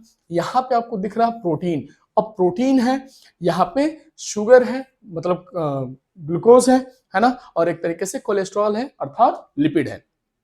अब ये सारे कंपोजिशन जो है इनको समझने का काम करना आप कि जो प्रोटीन है बेटा, अब ये प्रोटीन दो तरीके से इसमें सेट होते हैं। ये दो तरीके से कैसे सेट होते हैं, तो पहले इसको समझना, ये दो जो सेट होंगे प्रोटीन, उनको किस किस नाम से जाना जाएगा? एक जाना जाएगा इंटीग्रल प्रोटीन और एक को जाना जाएगा पेरीफेरल प्रोटीन के नाम से। पेरीफेरल का मतलब चारों तरफ, अर्थात पेरीफेरल प्रोटीन वो वे हैं जो किसी सरफेस पे ऊपर लगे होते हैं ना, किसी सरफेस पे ऊपर लगे होते हैं, इनको हम जानेंगे बेटा peripheral protein, lie on the surface. लेकिन इंटीग्रल का मतलब क्या होता है? पार्शियली और टोटली बरीड इन मेम्ब्रेन, मतलब मेम्ब्रेन में, उस प्लाज्मा मेम्ब्रेन में या सेल मेम्ब्रेन में जो प्रोटीन धसे होते हैं, लाइक दिस, है ना। ये देखो बेटा प्रोटीन धसा हुआ है, अब इसको हम क्या नाम देंगे? इंटीग्रल प्रोटीन के नाम से जानेंगे। ठीक है, ये चीज हो गई। अब लिपिड जो बाइलेयर है, फास्फोलिपिड बाइलेयर जो है वो फास्फोग्लिसराइड की बनी होती है। किसकी बनी होती है? फास्फोग्लिसराइड की बनी होती है। अब इसमें दो स्ट्रक्चर हैं, दो स्ट्रक्चर आप देख रहे होगे कि यहाँ पे ये हेड है और इसके ये दो टेल हैं। तो ये जो हेड स्ट्रक्चर है इसको हम पोलर हेड बोलते हैं। क्या बोलते हैं बेटा? पोलर हेड बोलते हैं। ये ध्यान रखना, ये पोलर हेड हमेशा किधर होता है बेटा? टुवर्ड्स आउटसाइड होता है ना, टुवर्ड आउटसाइड होता है। और जो इसके नीचे का टेल पोर्शन है वो नॉन पोलर टेल है। पोलर जो है, पोलर हेड जो है वो पोलर होगा और जो टेल होगा वो नॉन पोलर होगा। ये हाइड्रोफोबिक होगा टुवर्ड इनसाइड। हाइड्रोफोबिक का मतलब ऐसा स्ट्रक्चर, ऐसा टेंडेंसी जो वाटर से क्या हो? दूर हो, वाटर से डरने वाला स्ट्रक्चर। हाइड्रोफोबिक का मतलब वाटर से दूर होने वाला, अर्थात देख रहे हो कि जो एक्वस मीडियम है, एक्वस मीडियम से इसका स्ट्रक्चर किधर होगा? दूर होगा, और जो हेड होगा वो एक्वस मीडियम के कांटेक्ट में होगा। ध्यान रखना, जो पोलर हेड होगा, जो पोलर हेड होगा कनेक्ट होगा डायरेक्टली किधर? एक्वस मीडियम में, है ना बेटा, डायरेक्टली अटैच होगा किसमें? एक्वस मीडियम में। और ये क्या होगा बेटा? हाइड्रोफोबिक चुकी है, हाइड्रोफोबिक होने के नाते ये क्या होगा बेटा? वाटर से कनेक्ट नहीं होगा, वाटर से कनेक्ट नहीं होगा। ठीक है, इस बात को ध्यान रखना। ठीक है, अब सेल मेम्ब्रेन का जो टेंडेंसी है, जो फीचर्स है वो क्या क्या है? लिपिड बाइलेयर होगा, फास्फोग्लिसराइड का बना होगा, कार्बोहाइड्रेट्स का बना होगा और प्रोटीन का बना होगा, है ना। इसमें जो मेजरली चीज है वो क्या क्या चीज है? लाइपोप्रोटीन, अर्थात प्रोटीन और लिपिड का बाइलेयर होगा। कार्बोहाइड्रेट्स है बट उतना ज्यादा उसका परसेंटेज नहीं है। जो मेजर परसेंटेज है वो किसका किसका है? प्रोटीन का और लिपिड बाइलेयर का है ना बेटा। तो यहाँ पे हम देख सकते हैं कि इसको हमने क्या नाम दिया था बेटा? Majorly phospholipid are present in bilayer structure. ठीक है, अब यहाँ पे दो स्ट्रक्चर, ये पोलर हेड और नॉन पोलर टेल। तो जो हाइड्रोफोबिक है वो पोलर हेड होगा। पोलर हेड होगा वो कैसा होगा बेटा? हाइड्रोफिलिक होगा, अर्थात पानी के एक्वस मीडियम के कांटेक्ट में जाने वाला होगा। और ये इधर होगा, आउटर साइड होगा, क्योंकि आउटर साइड में क्या है? एक्वस मीडियम डायरेक्ट बना हुआ है। और यहाँ पे हम देख रहे हैं हाइड्रोफोबिक, अर्थात पानी से दूर रहने वाला, अर्थात नॉन पोलर टेल। ये इनर साइड है to protect the tail from aqueous medium. ये पानी से बचाने के लिए, पानी से बचने के लिए सेल को ये क्या रखेगा? पानी से दूर रहेगा, to protect the tail from aqueous medium. अतः ये पानी से मीडियम, जो एक्वस मीडियम है उससे क्या होगा? दूर होगा। एक चीज और, सेल मेम्ब्रेन का जो मॉडल है बेटा, जो क्वेश्चन पूछा गया है, फ्लूइड मोज़ेक मॉडल। कौन सा मॉडल बेटा? Fluid mosaic model. बहुत ही इंपॉर्टेंट है। इस मॉडल को किस वैज्ञानिक ने प्रपोज किया था? तो सिंगर एंड निकोलसन ने 1972 में 1972 में जो सेल मेम्ब्रेन का मॉडल आया था, फ्लूइड मोज़ेक मॉडल, वो किसने दिया था बेटा? सिंगर एंड निकोलसन ने दिया था। अब यहाँ पे क्वेश्चन पूछ सकता है कि फ्लूइड का मतलब क्या होता है? तो फ्लूइड का मतलब यहाँ पे किससे है बेटा? लिपिड से है। और जो मोज़ेक है वो क्या है मतलब बेटा? प्रोटीन। तो फ्लूइड मोज़ेक मॉडल का मतलब है कि सेल मेम्ब्रेन किससे मिलकर बना है? लिपिड और प्रोटीन से मिलकर बना है, लाइपो प्रोटीन का मिलकर बना है। और लाइपो प्रोटीन कैसा है? बाइलेयर स्ट्रक्चर है ना? बाइलेयर स्ट्रक्चर आप देख रहे हो, एक आउटर सरफेस और एक साइटोप्लाज्मिक सरफेस, दो सरफेस है, आउटर सरफेस, साइटोप्लाज्मिक सरफेस। जो आउटर सरफेस होगा और जो साइटोप्लाज्मिक सरफेस होगा, दोनों के दोनों एंड पे क्या हम देख रहे हैं बेटा? पोलर हेड, जो कि कैसा है? हाइड्रोफिलिक मीडियम में बने रहने वाला है स्ट्रक्चर है। और जो टेल है, टेल वाला पोर्शन है, वो टेल वाला पोर्शन कैसा है बेटा? हाइड्रोफोबिक है। क्लियर है ना बेटा? और यही दोनों लेयर क्या कहलाता है? Phospholipid by layer. ठीक है। अब बेटा किसी भी सेल मेम्ब्रेन के थ्रू किसी भी कंपोनेंट्स के, किसी भी जैविक बायो मॉलिक्यूल्स के जो ट्रांसपोर्टेशन होते हैं वो अलग अलग कंडीशंस में हो सकते हैं। अब ये कैसे कैसे होते हैं, उनके नाम क्या क्या है, इनको समझने का प्रयास करना। Transportation across the plasma membrane, किसी भी बायोमोलिक्यूल का जो ट्रांसपोर्टेशन होता है वो तीन मीडियम्स हो सकता है। तीन मीडियम क्या क्या है? पहला तो है बेटा सिंपल डिफ्यूजन, दूसरा है कैरियर मेडिएशन, और तीसरा है चैनल टनल मीडिएशन। ठीक है, मीडिएटेड। अब ये तीनों मिलके जो सिस्टम डिफ्यूजन का बनाते हैं वो कहलाता है फैसिलिटेटेड डिफ्यूजन। और ये एक प्रकार का पैसिव ट्रांसपोर्ट है, पैसिव ट्रांसपोर्ट। और यहां पे नाम है बेटा एक्टिव ट्रांसपोर्ट, है ना? एक्टिव ट्रांसपोर्ट क्या है? Active transport, passive transport. इसको समझने का प्रयास करना कि एक्टिव ट्रांसपोर्ट वो ट्रांसपोर्ट है जिस ट्रांसपोर्टेशन में एनर्जी ज्यादा खर्च होती है, एनर्जी खर्च होती है। अगर एनर्जी खर्च हो रही है, ट्रांसपोर्टेशन कराया जा रहा है, तो कैसा ट्रांसपोर्टेशन होगा? एक्टिव ट्रांसपोर्टेशन होगा। ठीक है, क्लियर? और जिस ट्रांसपोर्टेशन में without ATP, without energy transportation easily facilitate किया जा रहा है, इसको हम क्या कहेंगे? पैसिव ट्रांसपोर्टेशन कहेंगे। बात समझ में आ रही है? तो एक्टिव ट्रांसपोर्ट में वाया कैरियर और पंप प्रोटीन के थ्रू होता है, जबकि जो पैसिव ट्रांसपोर्टेशन होता है वो सिंपल डिफ्यूजन हो सकता है। सिंपल डिफ्यूजन का मतलब कि हायर कंसंट्रेशन से लोअर कंसंट्रेशन किसका होगा? किसका होगा बेटा? गैसेस का होगा। सिर्फ और सिर्फ किसका होगा? गैसेस का होगा। गैसेस में क्या क्या हो सकते हैं?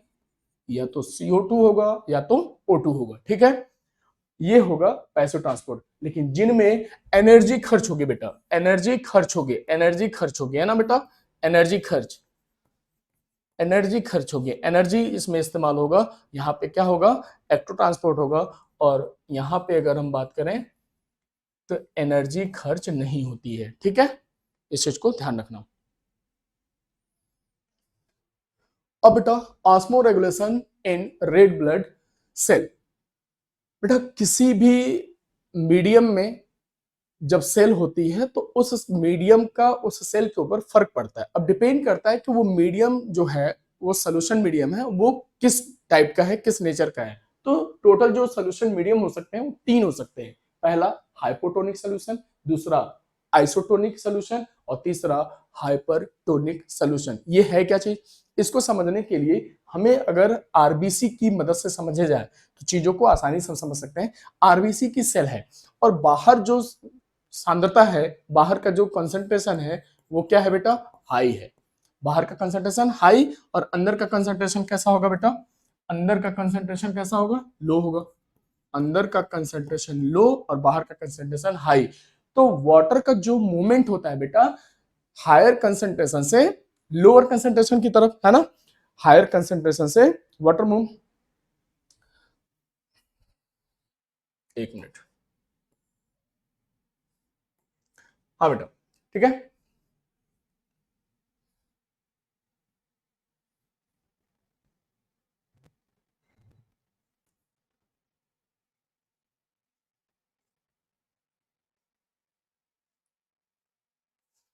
ठीक है बेटा, अब एक चीज ध्यान रखना, जो कॉन्सेप्ट है, कॉन्सेप्ट क्या है? The movement of water, water का जो मूवमेंट होगा across the cell membrane depends on the concentration of solute। अब solute का जो concentration है उस पे डिपेंड करेगा वाटर के मूवमेंट का। वाटर का जो मूवमेंट होगा लोअर सॉलिड कंसंट्रेशन से किधर होगा बेटा, हायर सॉल्यूट कंसंट्रेशन की तरफ होता है ना। अब यहाँ पे हम देख रहे हैं कि जो हाइपोटोनिक सोल्यूशन है ये कैसा है, तो बेटा लोअर जो सॉल्यूट कंसंट्रेशन है आउटसाइड में है, ठीक है, आउटसाइड द सेल, ठीक है। अब आउटसाइड जो सेल है, एक मिनट,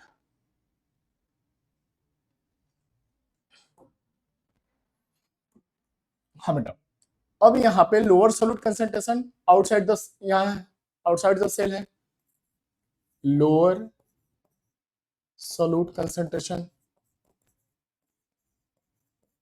ठीक है। और यहाँ पे कहाँ है, यहाँ पे क्या है बेटा, हायर हायर सॉल्यूट कंसंट्रेशन, यहाँ पे क्या है बेटा, हायर है, ठीक है। तो जो वाटर का मूवमेंट होगा वो किधर से किधर होगा बेटा, लोअर से हायर की तरफ, लोअर से हायर की तरफ। अब ऐसे सोल्यूशन के वजह से, हाइपोटोनिक सोल्यूशन की वजह से जो आरबीसी है, अब इस आरबीसी में वाटर का मूवमेंट ज्यादा होगा इनसाइड, है ना। अब इनसाइड ज्यादा होने की वजह से जो आरबीसी की सेल है वो क्या हो जाएगी, स्वेल हो जाएगी। स्वेल होने के साथ साथ हो सकता है कि अत्यधिक होने के, स्वेल होने की वजह से वो क्या हो सकता है, बस्ट भी हो सकती है। तो वाटर का जो एंटरिंग होगा वो किस में होगा, सेल में होगा, RBC swell and may be burst. और इस बस्ट होने का जो प्रोसेस होगा वो क्या कहलाएगा, हीमोलिसिस। लिसिस मतलब टूटना, है ना, अपघटित होना, टूटना। अब इसके अपोजिट जो कंडीशन बनेगा वो क्या होगा, हाइपरटोनिक सोल्यूशन, अर्थात जो बाहर का मीडियम है, बाहर का जो सोल्यूशन है वो कैसा होगा, higher solute concentration outside the cell, मतलब बाहर का जो होगा मीडियम वो हायर होगा और अंदर का क्या होगा, लोअर होगा। तो अब लोअर कंसंट्रेशन से किधर जाएगा वाटर मूवमेंट, बाहर, मतलब हायर कंसंट्रेशन की तरफ। और जब किसी आरबीसी के अंदर से वाटर बाहर की तरफ मूव करेगा तो ऐसे कंडीशन में जो आरबीसी का स्ट्रक्चर होगा वो क्या हो जाएगा, श्रिंक हो जाएगा। अब श्रिंक होने का मतलब कि उसके अंदर का जो वाटर लेवल होगा वो क्या हो जाएगा, कम हो जाएगा। Water leaves the cell, RBC will shrinks and crenation, RBC क्या हो जाएगी, श्रिंक हो जाएगी, सिकुड़ जाएगी।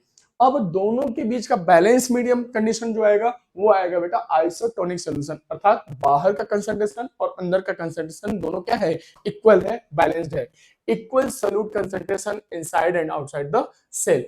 इस चीज को ध्यान रखना। अब जो क्वेश्चन यहां से पूछे गए हैं वो क्वेश्चन ये है कि कैसे कंडीशन में कोई सेल है तो उसको स्वेल कर दिया जाता है। तो जो हाइपोटोनिक सोल्यूशन है, अगर हाइपोटोनिक सोल्यूशन में हम किसी सेल को रखते हैं, है ना, तो वो सेल क्या हो जाएगी बेटा, स्वेल हो जाएगी, वो सेल स्वेल हो जाएगी और मे बी बस्ट, जिसको हम हीमोलिसिस के नाम से जानते हैं। दूसरा, अगर हाइपरटोनिक सोल्यूशन है, वो हाइपरटोनिक सोल्यूशन में जो सेल होगी वो श्रिंक हो जाएगी। और जब आइसोटोनिक सोल्यूशन होगा तो उस पर नो चेंज नो इफेक्ट का कंडीशन देखने को मिलेगा। ये नॉर्मल आरबीसी है ना बेटा। और यहाँ पे आप देख रहे हो कि सेल क्या हो चुकी है, स्वेल हो चुकी है, और यहाँ पे शंकन हो गया है, क्रेनेटेड आरबीसी देखने को मिल रहा है। तो ये तीन कंडीशन है आरबीसी के, अगर उनको आरबीसी सेल को उनके अलग अलग तीन मीडियम में रखे जाए। पहला मीडियम क्या होगा, हाइपोटोनिक, तो सेल क्या हो जाएगी, स्वेल हो जाएगी। अगर आइसोटोनिक है तो नो इफेक्ट नो चेंज। और अगर हाइपरटोनिक सोल्यूशन कंडीशन में अगर सेल को रखा जाए तो यहाँ पे क्या हम देखने को मिल रहा है बेटा, जो सेल है वो क्या हो जा रही है, श्रिंक हो जा रही है, सिकुड़ जा रही है ना बेटा। और एक चीज ध्यान रखना, जो बेसिक कॉन्सेप्ट है कि वाटर का जो मूवमेंट होता है लोअर सॉल्यूट कंसंट्रेशन से हायर सॉल्यूट कंसंट्रेशन की तरफ होता है, कंसंट्रेशन के ग्रेडियंट के हिसाब से, ठीक है।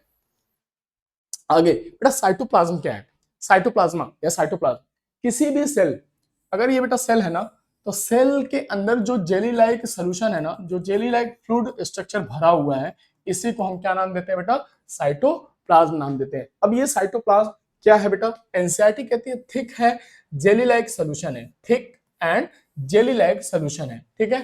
कंपोज्ड ऑफ वाटर का बना होगा, सॉल्ट का बना होगा और किसका बना होगा, प्रोटीन का बना होगा, वाटर का, सॉल्ट का और प्रोटीन का बना होगा। नेक्स्ट अगर बात करें तो ये बेटा प्रेजेंट होगा कहां पे, inside the cell outside the nucleus. अगर ये सेल है और सेल का ये न्यूक्लियस है तो न्यूक्लियस के आउटसाइड में भरा होगा और सेल के इनसाइड में भरा होगा, ठीक है।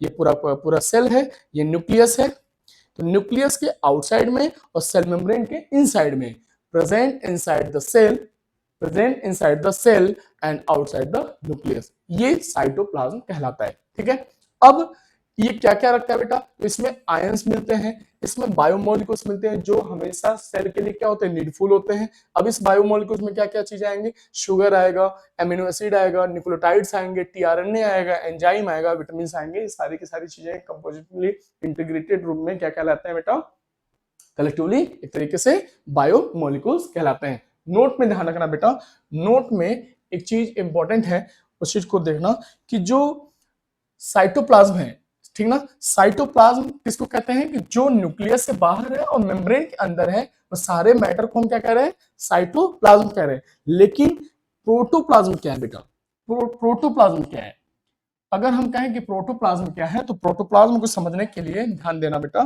Protoplasm known as living part of the cell, living part of the cell, इसको समझना। ये बेटा सपोज सेल है, सेल का ये न्यूक्लियस है ना, और ये वाले एरिया में हमेशा देखने को मिलता है साइटोप्लाज्म, साइटोप्लाज्म। ठीक है, अब सेल में है साइटोप्लाज्म, सेल में है साइटोप्लाज्म, तो न्यूक्लियस में क्या होगा, न्यूक्लियस में मिलेगा बेटा न्यूक्लियोप्लाज्म। अब इन दोनों को अगर हम जोड़ दें एक साथ कंपोजिट रूप से, तो इसी को हम बेटा कहते हैं प्रोटोप्लाज्म, प्रोटोप्लाज्म। और प्रोटोप्लाज्म क्या होता है, किसी भी सेल का बेटा एक्चुअल लिविंग पार्ट होता है ना, एक्चुअल लिविंग पार्ट। और जो प्रोटोप्लाज्म है, इस नाम को सबसे पहले देने का काम जो किया था बेटा, वर्ड गिवन बाय परकिंजे नाम के साइंटिस्ट ने दिया था, परकिंजे। ठीक है, फिर से समझना, सेल है, सेल का ये न्यूक्लियस है, तो न्यूक्लियस के आउटसाइड और सेल मेम्ब्रेन के इनसाइड में जो मैटर मिलेगा, जो जेली लाइक सोल्यूशन मिलेगा, स्ट्रक्चर मिलेगा, उसको हम कहेंगे साइटोप्लाज्म। सेल के अंदर साइटोप्लाज्म और न्यूक्लियस के अंदर क्या मिलेगा बेटा, न्यूक्लियोप्लाज्म। और जब दोनों को एक साथ हम जोड़ेंगे तो इन्हीं को हम नाम देते हैं बेटा प्रोटोप्लाज्म। प्रोटोप्लाज्म एक्चुअली में क्या है, किसी भी सेल का लिविंग एक्चुअल पार्ट होता है। और ये जो प्रोटोप्लाज्म वर्ड है, ये किसके द्वारा दिया गया था बेटा, किसके द्वारा दिया गया था, परकिंजे के द्वारा दिया गया था, है ना। तो इसी चीज को फिर से देखना कि बेटा जो प्रोटोप्लाज्म है, ये एक्चुअल में ही क्या है, living part of the cell है। प्रोटोप्लाज्म किसे कहते हैं, जिसमें साइटोप्लाज्म और न्यूक्लियोलस, साइटोप्लाज्म या न्यूक्लियोलस, अर्थात न्यूक्लियस के अंदर क्या होता है, न्यूक्लियोलस होता है, और न्यूक्लियोलस कहिए चाहे न्यूक्लियोप्लाज्म कहिए, बात एक ही है। तो साइटोप्लाज्म और न्यूक्लियोलस को कंपोजिट रूप में हम क्या कहते हैं बेटा, प्रोटोप्लाज्म कहते हैं। प्रोटोप्लाज्म जो शब्द दिया गया था, ये किसके द्वारा दिया गया था, परकिंजे के द्वारा दिया गया था। किसके द्वारा, परकिंजे के द्वारा।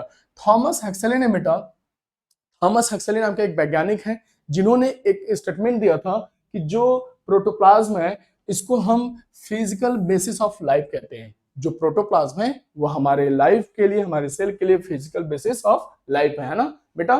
इस चीज को हमें ध्यान रखना होगा कि जो थॉमस हक्सले नाम के साइंटिस्ट हैं, ये इन्होंने किसी भी प्रोटोप्लाज्म को physical basis of the life का नाम दिया था।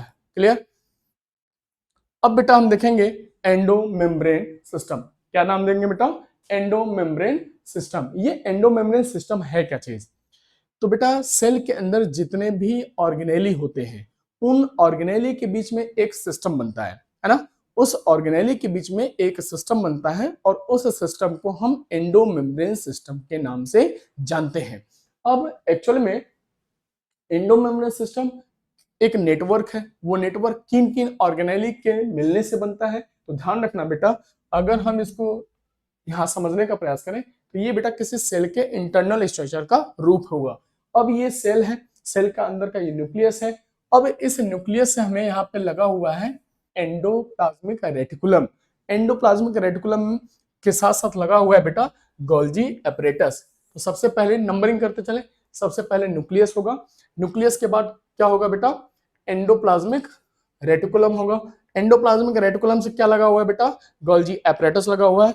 गोल्जी एपरेटस से निकलते हैं बेटा कुछ निकलते हैं यहाँ पे लाइसोसोम चौथे नंबर पे, और लाइसोसोम से कनेक्टेड होते हैं निकल के बनते हैं क्या बच्चे, वैक्यूल। तो ये सारी चीजें ही मिल के क्या बनाती है बेटा, एंडोमेम्ब्रेन सिस्टम बनाती है, एंडोमेम्ब्रेन सिस्टम बनाती है। अब एंडोमेम्ब्रेन सिस्टम क्या है फिर से समझना।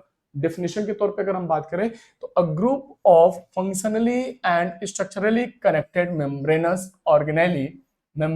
Organelle that work together for the synthesis, modification, packaging, transport and secretion of biomolecules। बेटा सेल में किसी भी प्रोडक्ट, किसी भी बायोमोलिक्यूल का जो प्रोडक्शन होता है, जो सिंथेसिस होता है, उसके मॉडिफिकेशन, उसके पैकेजिंग, उसके ट्रांसपोर्टेशन और उसके सिक्रेशन करने का जो प्रोसेस होता है एक सिस्टम के थ्रू होता है, और वही सिस्टम अल्टीमेटली क्या कहलाता है, एंडोमेम्ब्रेन सिस्टम कहलाता है। एंडोमेम्ब्रेन सिस्टम में सबसे पहले अगर हम बात करें तो किसको की बात करेंगे बेटा, एंडोप्लाज्मिक रेटिकुलम की बात करेंगे। एंडोप्लाज्मिक रेटिकुलम बेटा क्या है, तो बेटा एंडोप्लाज्मिक रेटिकुलम में दो होते हैं, एक होता है बेटा रफ एंडोप्लाज्मिक रेटिकुलम और दूसरा होता है स्मूथ एंडोप्लाज्मिक रेटिकुलम। दूसरा होता है बेटा जो इससे कनेक्टेड होता है गोल्जी अपरेटस। गोल्जी अपरेटस से निकलने वाले जो वेसिकल होते हैं वो जन्म देते हैं, वो बनाने का काम करता है लाइसोसोम, लाइसोसोम फिर एक वेसिकल के फॉर्म में बनने का काम करता है बेटा, और यही टोटल एक चेन बनती है जिसको हम कहते हैं एंडोमेम्ब्रेन सिस्टम। अब इस एंडोमेम्ब्रेन सिस्टम को एक एक करके हम समझते हैं। सबसे पहले बेटा एंडोप्लाज्मिक रेटिकुलम में जो सबसे पहला पार्ट आता है रफ एंडोप्लाज्मिक रेटिकुलर सिस्टम को, है ना। रफ एंडोप्लाज्मिक रेटिकुलर सिस्टम जो है वो क्या है, तो ध्यान रखना कि कहाँ मिलता है। तो सबसे पहले अगर हम बात करें फाउंड इन यूकैरियोटिक सेल। अब देखना बेटा ये न्यूक्लियस है, ये बेटा है हमारा न्यूक्लियस, और न्यूक्लियस से कंटिन्यूअस ये जो स्ट्रक्चर नेटवर्क लगे हुए हैं इसी को हम एंडोप्लाज्मिक रेटिकुलम बोलते हैं। लेकिन इस रेटिकुलम में दो टाइप की स्ट्रक्चर आपको साफ दिख रहे होंगे। एक ऐसा स्ट्रक्चर है जिसके सरफेस पे ये डॉट डॉट कुछ ग्रेन्यूल लगे हैं, और ये ग्रेन्यूल क्या है बेटा, राइबोसोम है। कुछ स्ट्रक्चर ऐसे भी दिख रहे होंगे आपको, इधर जो ट्यूबुल लाइक स्ट्रक्चर होंगे उनमें राइबोसोम क्या है, एब्सेंट है। तो ऐसा एंडोप्लाज्मिक रेटिकुलम स्ट्रक्चर जिनके सरफेस पे क्या लगा होगा, राइबोसोम लगे होंगे। तो राइबोसोम अगर लगा होगा तो बेटा ये कहलाएगा रफ एंडोप्लाज्मिक रेटिकुलम, और जिन पे राइबोसोम क्या होगा, एब्सेंट होगा, उनको हम क्या नाम देंगे बेटा, स्मूथ एंडोप्लाज्मिक रेटिकुलम। ठीक है। अब रफ एंडोप्लाज्मिक रेटिकुलम RER कहाँ मिलेगा बेटा, ध्यान रखना सिर्फ और सिर्फ यूकैरियोटिक सेल्स में मिलते हैं, present in cytoplasm of eukaryotic cell. ये सिर्फ यूकैरियोटिक सेल के साइटोप्लाज्म में देखने को मिलते हैं। एपियर इनका कैसा होता है बेटा, जो इनका अपीयरेंस होता है वो रफ होता है due to presence of ribosome on its surface. इनके सरफेस पे चूंकि ग्रेन्यूल्स हैं किसके, राइबोसोम के, और उनके ग्रेन्यूल्स होने के नाते इनका जो अपीयरेंस होता है वो कैसा दिखता है, स्मूथ नहीं रफ दिखता है। तो इसलिए इनको रफ एंडोप्लाज्मिक रेटिकुलम कहते हैं। Responsible for protein synthesis. बेटा हमारे सेल में जो राइबोसोम होते हैं, राइबोसोम को प्रोटीन की फैक्ट्री कहते हैं, और प्रोटीन इनके सरफेस पे अटैच है, इसलिए इनका जो अपीयरेंस है, इनका अपीयरेंस कैसा दिखेगा, रफ एंडोप्लाज्मिक रेटिकुलम का अपीयरेंस रफ दिखेगा। और जहां जहां राइबोसोम होगा, चूंकि वो प्रोटीन सिंथेसिस कर रहे हैं, तो इनका प्रोटीन सिंथेसिस के लिए बहुत ही बड़ी रिस्पॉन्सिबिलिटी होती है। तो रिस्पॉन्सिबल फॉर प्रोटीन सिंथेसिस, इसलिए इनको site of synthesis and initial modification of protein के नाम से भी जानते हैं। फंक्शन क्या होगा बेटा, synthesis of protein, force and transport protein to their destination. ध्यान देना बेटा, ये प्रोटीन की मैन्युफैक्चरिंग करेंगे, प्रोटीन की प्रोडक्शन करेंगे, प्रोटीन को क्या करेंगे, फोल्डिंग्स करेंगे, उनको ट्रांसपोर्ट कराएंगे, प्रोटीन को उनके डेस्टिनेशन तक पहुंचाने का काम करेंगे। कौन करेगा ये सब, रफ एंडोप्लाज्मिक रेटिकुलम RER। ठीक है। अब इसके बाद जो इसका दूसरा पार्ट है, वो दूसरा पार्ट है बेटा स्मूथ एंडोप्लाज्मिक रेटिकुलम। ये बेटा यहाँ पे राइबोसोम क्या है, एब्सेंट है। राइबोसोम यहाँ पे क्या है, एब्सेंट है। Legs of ribosome on its surface giving it a smooth appearance. क्योंकि यहाँ पे राइबोसोम एब्सेंट है तो इसका जो सरफेस है वो कैसा होगा, स्मूथ होगा। तो स्मूथ होने के साथ साथ जो इसका मेन फंक्शन है बेटा, ये लिपिड का सिंथेसिस करता है। बेटा किसका सिंथेसिस करता है, लिपिड का सिंथेसिस करेगा, और वो फास्फोलिपिड होगा और स्टेरॉइड्स हो सकते हैं। फास्फोलिपिड हो सकता है, वो स्टेरॉइड हो सकता है। मेटाबॉलिज्म ऑफ कार्बोहाइड्रेट्स, कार्बोहाइड्रेट के मेटाबॉलिज्म में भी ये इंपॉर्टेंट रोल प्ले करता है।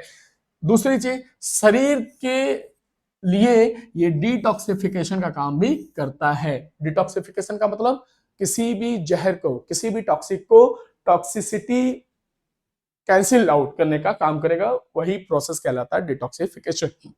मतलब हमारे सेल में जो टॉक्सिक्स बन रहे हैं उनको क्या करना, रिमूव करना, उनको कैंसिल आउट करना, उनको न्यूट्रल करना, काम किसका है बेटा, स्मूथ एंडोप्लाज्मिक रेटिकुलम का detoxification of drugs and poison, किसी भी प्रकार के जहर या पॉइजन को ये डिटॉक्सिफाई करने का काम करता है। इसके महत्वपूर्ण जो काम है बेटा वो क्या है, lipid synthesis which are essential component of cell membrane, which are essential component of cell membrane. चूंकि हमने अभी सेल मेम्ब्रेन में पढ़ा था कि सेल मेम्ब्रेन जो होता है वो किससे मिलकर बना होता है, लाइपोप्रोटीन, लाइपो का मतलब लिपिड, तो लिपिड का जब सिंथेसिस स्मूथ एंडोप्लाज्मिक रेटिकुलम के द्वारा होगा तो वही एंडोप्लाज्मिक रेटिकुलम से बने हुए लिपिड के से हमेशा सेल मेम्ब्रेन को बनाने के लिए एक रॉ मटेरियल मिलता रहेगा, और जितना रॉ मटेरियल मिलता रहेगा सेल मेम्ब्रेन इजीली बनता रहेगा, सेल मेम्ब्रेन बनता रहेगा तो सेल का डिवीजन होगा, बॉडी की ग्रोथ होगी। क्लियर है? तो बेटा अब तक हमने एंडोप्लाज्मिक रेटिकुलम में दो देखा, एक रफ एंडोप्लाज्मिक रेटिकुलम, एक smooth endoplasmic reticulum. Rough endoplasmic reticulum rough क्यों है, क्योंकि उसके सरफेस पे क्या मिल रहा है बेटा, राइबोसोम मिल रहा है। तो राइबोसोम के पाए जाने से उसका जो अपीयरेंस है वो अपीयरेंस कैसा है बेटा, वो है रफ एंडोप्लाज्मिक रेटिकुलम, है ना। उसके अगर अदर हैंड पे अगर बात करें तो वो है हमारा smooth endoplasmic reticulum. Smooth endoplasmic reticulum का मतलब ये है कि उसके सरफेस पे वहां पे राइबोसोम क्या है, एब्सेंट है, और जब राइबोसोम एब्सेंट होगा तो प्रोटीन मेकिंग नहीं करेगा, तो प्रोटीन मेकिंग नहीं करेगा तो फिर क्या बनाएगा, वो बनाएगा बेटा लिपिड्स, है ना। और वो लिपिड्स बनाने के साथ साथ बॉडी को डिटॉक्सिफाई करने का भी काम करता है। किससे डिटॉक्सिफाई करेगा, ड्रग्स एंड पॉइजन से। ठीक है, अब बेटा rough endoplasmic reticulum versus smooth endoplasmic reticulum में कुछ महत्वपूर्ण डिफरेंसेस हैं, इनको ध्यान रखने की बात है। जो रफ एंडोप्लाज्मिक रेटिकुलम होगा उसका अपीयरेंस कैसा होगा बेटा, ग्रैनुलर होगा, दानेदार होगा, उसके सरफेस पे ग्रैन्यूल्स लगे होंगे। और ये जो स्मूथ होगा वो कैसा होगा, ए ग्रैनुलर होगा। अगर हम कंपोनेंट्स की बात करें तो ये जो कंपोनेंट होंगे ये मेनली सिस्टर्नी बनाता है बेटा। इसके जो नेटवर्क पैटर्न होते हैं उनको हम क्या कहते हैं, सिस्टर्नी कहते हैं। जो एंडोप्लाज्मिक रेटिकुलम का जो एक नेटवर्क पैटर्न होता है उसको हम सिस्टर्नी नाम देते हैं, और ये बेटा क्या बनाता है, ट्यूबुल्स बनाता है। हम फिर से उसके डायग्राम पे आते हैं, और जो अकरेंस है ये abundantly occurs in cell which are actively engaged in protein synthesis. बेटा जो प्रोटीन सिंथेसिस ज्यादा से ज्यादा बनाएगा उसमें कौन सा एंडोप्लाज्मिक रेटिकुलम मिलेगा बेटा, rough endoplasmic, due to presence of ribosome, और राइबोसोम ही अल्टीमेटली किसको बनाने का काम करेगा, प्रोटीन को, है ना। और प्रोटीन बनाएगा तो साथ ही साथ कुछ बाय प्रोडक्ट के रूप में सेक्रेशन भी करेगा। Abundantly occurs in cell concern with the lipid and steroid hormone synthesis. ये उन सेल में पाया जाएगा, ये उस लोकेशन पे पाया जाएगा जिस लोकेशन पे नीड होती है किसके बनने की, लिपिड की और स्टेरॉइडल हार्मोन सिंथेसिस की। वहां पे क्या मिलेगा, स्मूथ एंडोप्लाज्मिक रेटिकुलम देखने को मिलेगा। ठीक है बेटा, यहाँ पे फिर से एक बार, बेटा जो न्यूक्लियस से लगा हुआ एंडोप्लाज्मिक रेटिकुलम का ये नेटवर्क है ना, इस नेटवर्क के हर एक फोल्ड को क्या कहते हैं बेटा, सिस्टर्नी कहते हैं। इस एंडोप्लाज्मिक रेटिकुलम के नेटवर्क फोल्डिंग को हम सिस्टर्नी कहते हैं, है ना। इस चीज को ध्यान रखना। अब देख रहे होगे आप कि जो रफ एंडोप्लाज्मिक रेटिकुलम का फोल्डिंग है उसको सिस्टर्नी, और जो बाकी स्मूथ एंडोप्लाज्मिक रेटिकुलम है इसका जो भाग है ये ट्यूब्यूल के फॉर्म में, ना कि सिस्टर्नी के फॉर्म में। तो ये भी एक मेजर डिफरेंस है जिसको आप ध्यान में रखना होगा। ठीक है, तो यहाँ पे रफ एंडोप्लाज्मिक रेटिकुलम का जो कंपोनेंट होगा वो सिस्टर्नी होगा, और ये क्या होगा बेटा, ट्यूब्यूल्स होगा। ये प्रोटीन सिंथेसिस करेगा, और ये किसका सिंथेसिस करेगा बेटा, लिपिड का और स्टेरॉइडल हार्मोन का सिंथेसिस करेगा। ठीक है, अब बात आती है बेटा गोल्जी एपरेटस की, गोल्जी एपरेटस की। ठीक है, गोल्जी एपरेटस,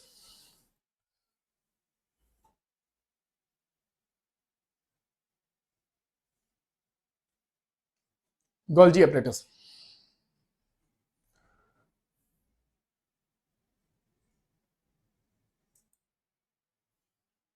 बेटा गोल्जी अपरेटस को हम गोल्जी बॉडी के भी नाम से जानते हैं, गोल्जी अपरेटस को गोल्जी बॉडी के भी नाम से जानते हैं। बेटा गोल्जी बॉडी स्ट्रक्चर जो होता है वो न्यूक्लियस से लगा हुआ था हमारा क्या चीज, एंडोप्लाज्मिक रेटिकुलम, और उस एंडोप्लाज्मिक रेटिकुलम से लगा हुआ भाग होता है, लगा हुआ ऑर्गेनेली होती है गोल्जी एपरेटस। अब एक चीज ध्यान देना कि इस गोल्जी एपरेटस में जो फोल्डिंग्स हैं, इस फोल्डिंग में जो सिस्टर्नी है ना बेटा, सिस्टर्नी, ये सिस्टर्नी, इसके फोल्डिंग को सिस्टर्नी कहेंगे। इस सिस्टर्नी में दो फेस होते हैं बेटा, एक सिस फेस होता है और एक ट्रांस फेस होता है। सिस फेस कौन सा होगा, जो फेस न्यूक्लियस के पास होगा, है ना बेटा, जो फेस न्यूक्लियस के पास होगा उसको हम कहेंगे बेटा सिस फेस, और जो फेस न्यूक्लियस से दूर होगा, डिस्टेंस पे होगा, उसको हम क्या कहेंगे बेटा, ट्रांस फेस कहेंगे। तो ध्यान रखना गोल्जी एपरेटस में दो जो सिस्टर्नी होते हैं, सिस्टर्नी में दो फेस होते हैं, cis face and trans face. Cis face towards nucleus and trans face कहां होते हैं बेटा, ये न्यूक्लियस से दूर होते हैं। अब एक चीज और कि इनका काम क्या है, तो जो हमने अब तक एंडोप्लाज्मिक रेटिकुलम के रफ एंडोप्लाज्मिक रेटिकुलम वाले हिस्से से जो हमने राइबोसोम के माध्यम से प्रोटीन बनाया था ना बेटा, उस प्रोटीन को ये रिसीव करने का काम करेंगे, है ना। अगर हम क्वेश्चन पूछें कि सेल के अंदर जो एंडोप्लाज्मिक रेटिकुलम है, एंडोप्लाज्मिक रेटिकुलम का पार्ट जो है रफ एंडोप्लाज्मिक रेटिकुलम, जिसपे राइबोसोम मिल रहा है, जो प्रोटीन बना रहे हैं, तो प्रोटीन बनाने के बाद किसके पास ट्रांसपोर्ट किए जाते हैं, किसके पास ट्रांसपोर्ट करने के बाद वो रिसीव करने का काम कौन करता है, तो गोल्जी बॉडी उनको रिसीव करने का काम करती है। अब सबसे पहले अगर इसकी डिस्कवरी की बात करें बेटा, तो कैमिलो गोल्जी नाम के वैज्ञानिक ने गोल्जी एपरेटस को क्या किया था, डिस्कवर्ड किया था, कब, 1898 में। अब इसके फंक्शन की अगर बात करें बेटा, तो बहुत ही क्रूशियल और इंपॉर्टेंट फंक्शन है। ये फंक्शन क्या है, सबसे पहले packaging of modified protein. Protein किसने बनाया था, एंडोप्लाज्मिक रेटिकुलम, कौन सा वाला भाग, रफ एंडोप्लाज्मिक रेटिकुलम, किसने उस पे बनाया था, राइबोसोम ने। अब ये क्या करेगा, उस बने हुए प्रोटीन के प्रोडक्शन को रिसीव करेगा, receive from endoplasmic reticulum into vesicle. ये बेटा वेसिकल है ना, इसी वेसिकल में ये क्या करेगा, प्रोटीन को कैप्चर करेगा, रिसीव करेगा for transportation to various cellular destination. उस सेल में जहां डेस्टिनेशन है, जहां पे इसकी नीड है, रिक्वायरमेंट है, वो वहां पे उसको पैक करके उसको क्या करेगा, भेजने का अर्थात ट्रांसपोर्ट कराने का काम करेगा। Also responsible for packaging of glycosylation of lipid. ध्यान देना बेटा, packaging and glycosylation of lipid, बेटा उस प्रोटीन के ऊपर ग्लाइकोसाइलेशन ऑफ लिपिड कराने का काम करता है, अर्थात उसके ऊपर एक कोटिंग करने का काम करेगा, उस प्रोटीन के ऊपर एक कोट चढ़ाने का, एक लेयर चढ़ाने का काम करेगा, जिसको हम क्या कहते हैं बेटा, ग्लाइकोसाइलेशन ऑफ लिपिड कहते हैं। क्लियर है बेटा, उस रिसीव किए हुए प्रोटीन के ऊपर एक कोटिंग करना, एक लेयर चढ़ाना ही क्या कहलाता है, ग्लाइकोसाइलेशन कहलाता है। ठीक है, नोट ध्यान देना बेटा, द गोल्जी apparatus और also known as dictyosome in plant. बेटा प्लांट सेल में इनको हम डिक्टियोसोम के नाम से जानते हैं, किसको, गोल्जी apparatus को। गोल्जी apparatus को किसी भी प्लांट सेल में हम डिक्टियोसोम के नाम से जानते हैं। ठीक है, अब बेटा गोल्जी apparatus में जो सिस फेस और ट्रांस फेस की हमने बात करी, उसको फिर से समझ लेते हैं। मैच्योरिंग फेस होता है trans face, distal to nucleus अर्थात से न्यूक्लियस से दूरी पे होते हैं। जो सिस फेस होता है वो फॉर्मिंग फेस होते हैं, जो अभी नए बनने वाले फेस होते हैं वो फॉर्मिंग फेस होते हैं, ये न्यूक्लियस के पास होते हैं ना बेटा। तो ये चीज अगर हम कहें कि जो ट्रांस फेस है ये न्यूक्लियस से दूर है, और जो सिस फेस है ये न्यूक्लियस के पास होते हैं ना बेटा। तो डिस्चार्ज वेसिकल, ये जो छोटे छोटे स्फेरिकल स्ट्रक्चर हैं ये डिस्चार्ज वेसिकल है, vesicle release from the trans face. ध्यान रखना, जो मेच्योर फेस होता है वो ट्रांस फेस होता है, और ट्रांस फेस से ही किसी भी वेसिकल का निकलना पाया जाता है, देखा जाता है। कंसेंट्रिकली अरेंज्ड सिस्टर्नी जो होते हैं, stack of flattened curved membrane sacs. Transition vesicle क्या होता है, vesicle moving from endoplasmic reticulum to the cis form, cis face, है ना। तो जो वेसिकल्स होते हैं मूविंग करते हैं from endoplasmic reticulum to the cis face, cis face से निकलने का काम करते हैं। क्लियर है बेटा। तो आज के लिए मैं यहीं पे इसको क्विट कर रहा हूं अभी, और फिर कल से नेक्स्ट सेशन में आपके लिए लाऊंगा बाकी के बचे हुए ऑर्गेनेली की डिटेलिंग, और उनके ऊपर जो भी हमारा डिटेल एनसीईआरटी बेस्ड कॉन्सेप्ट होंगे उनको हम एक एक करके डिकोड करेंगे। तब तक के लिए आप सभी लोगों को जय हिंद, अपना खूब ख्याल रखिए, खूब मेहनत से पढ़ते रहे, और आप लोगों से एक रिक्वेस्ट है बेटा कि चैनल को खूब ही अपना ढेर सारा प्यार और सपोर्ट करिए, चैनल को सब्सक्राइब करिए, शेयर करिए। जय हिंद, जय भारत।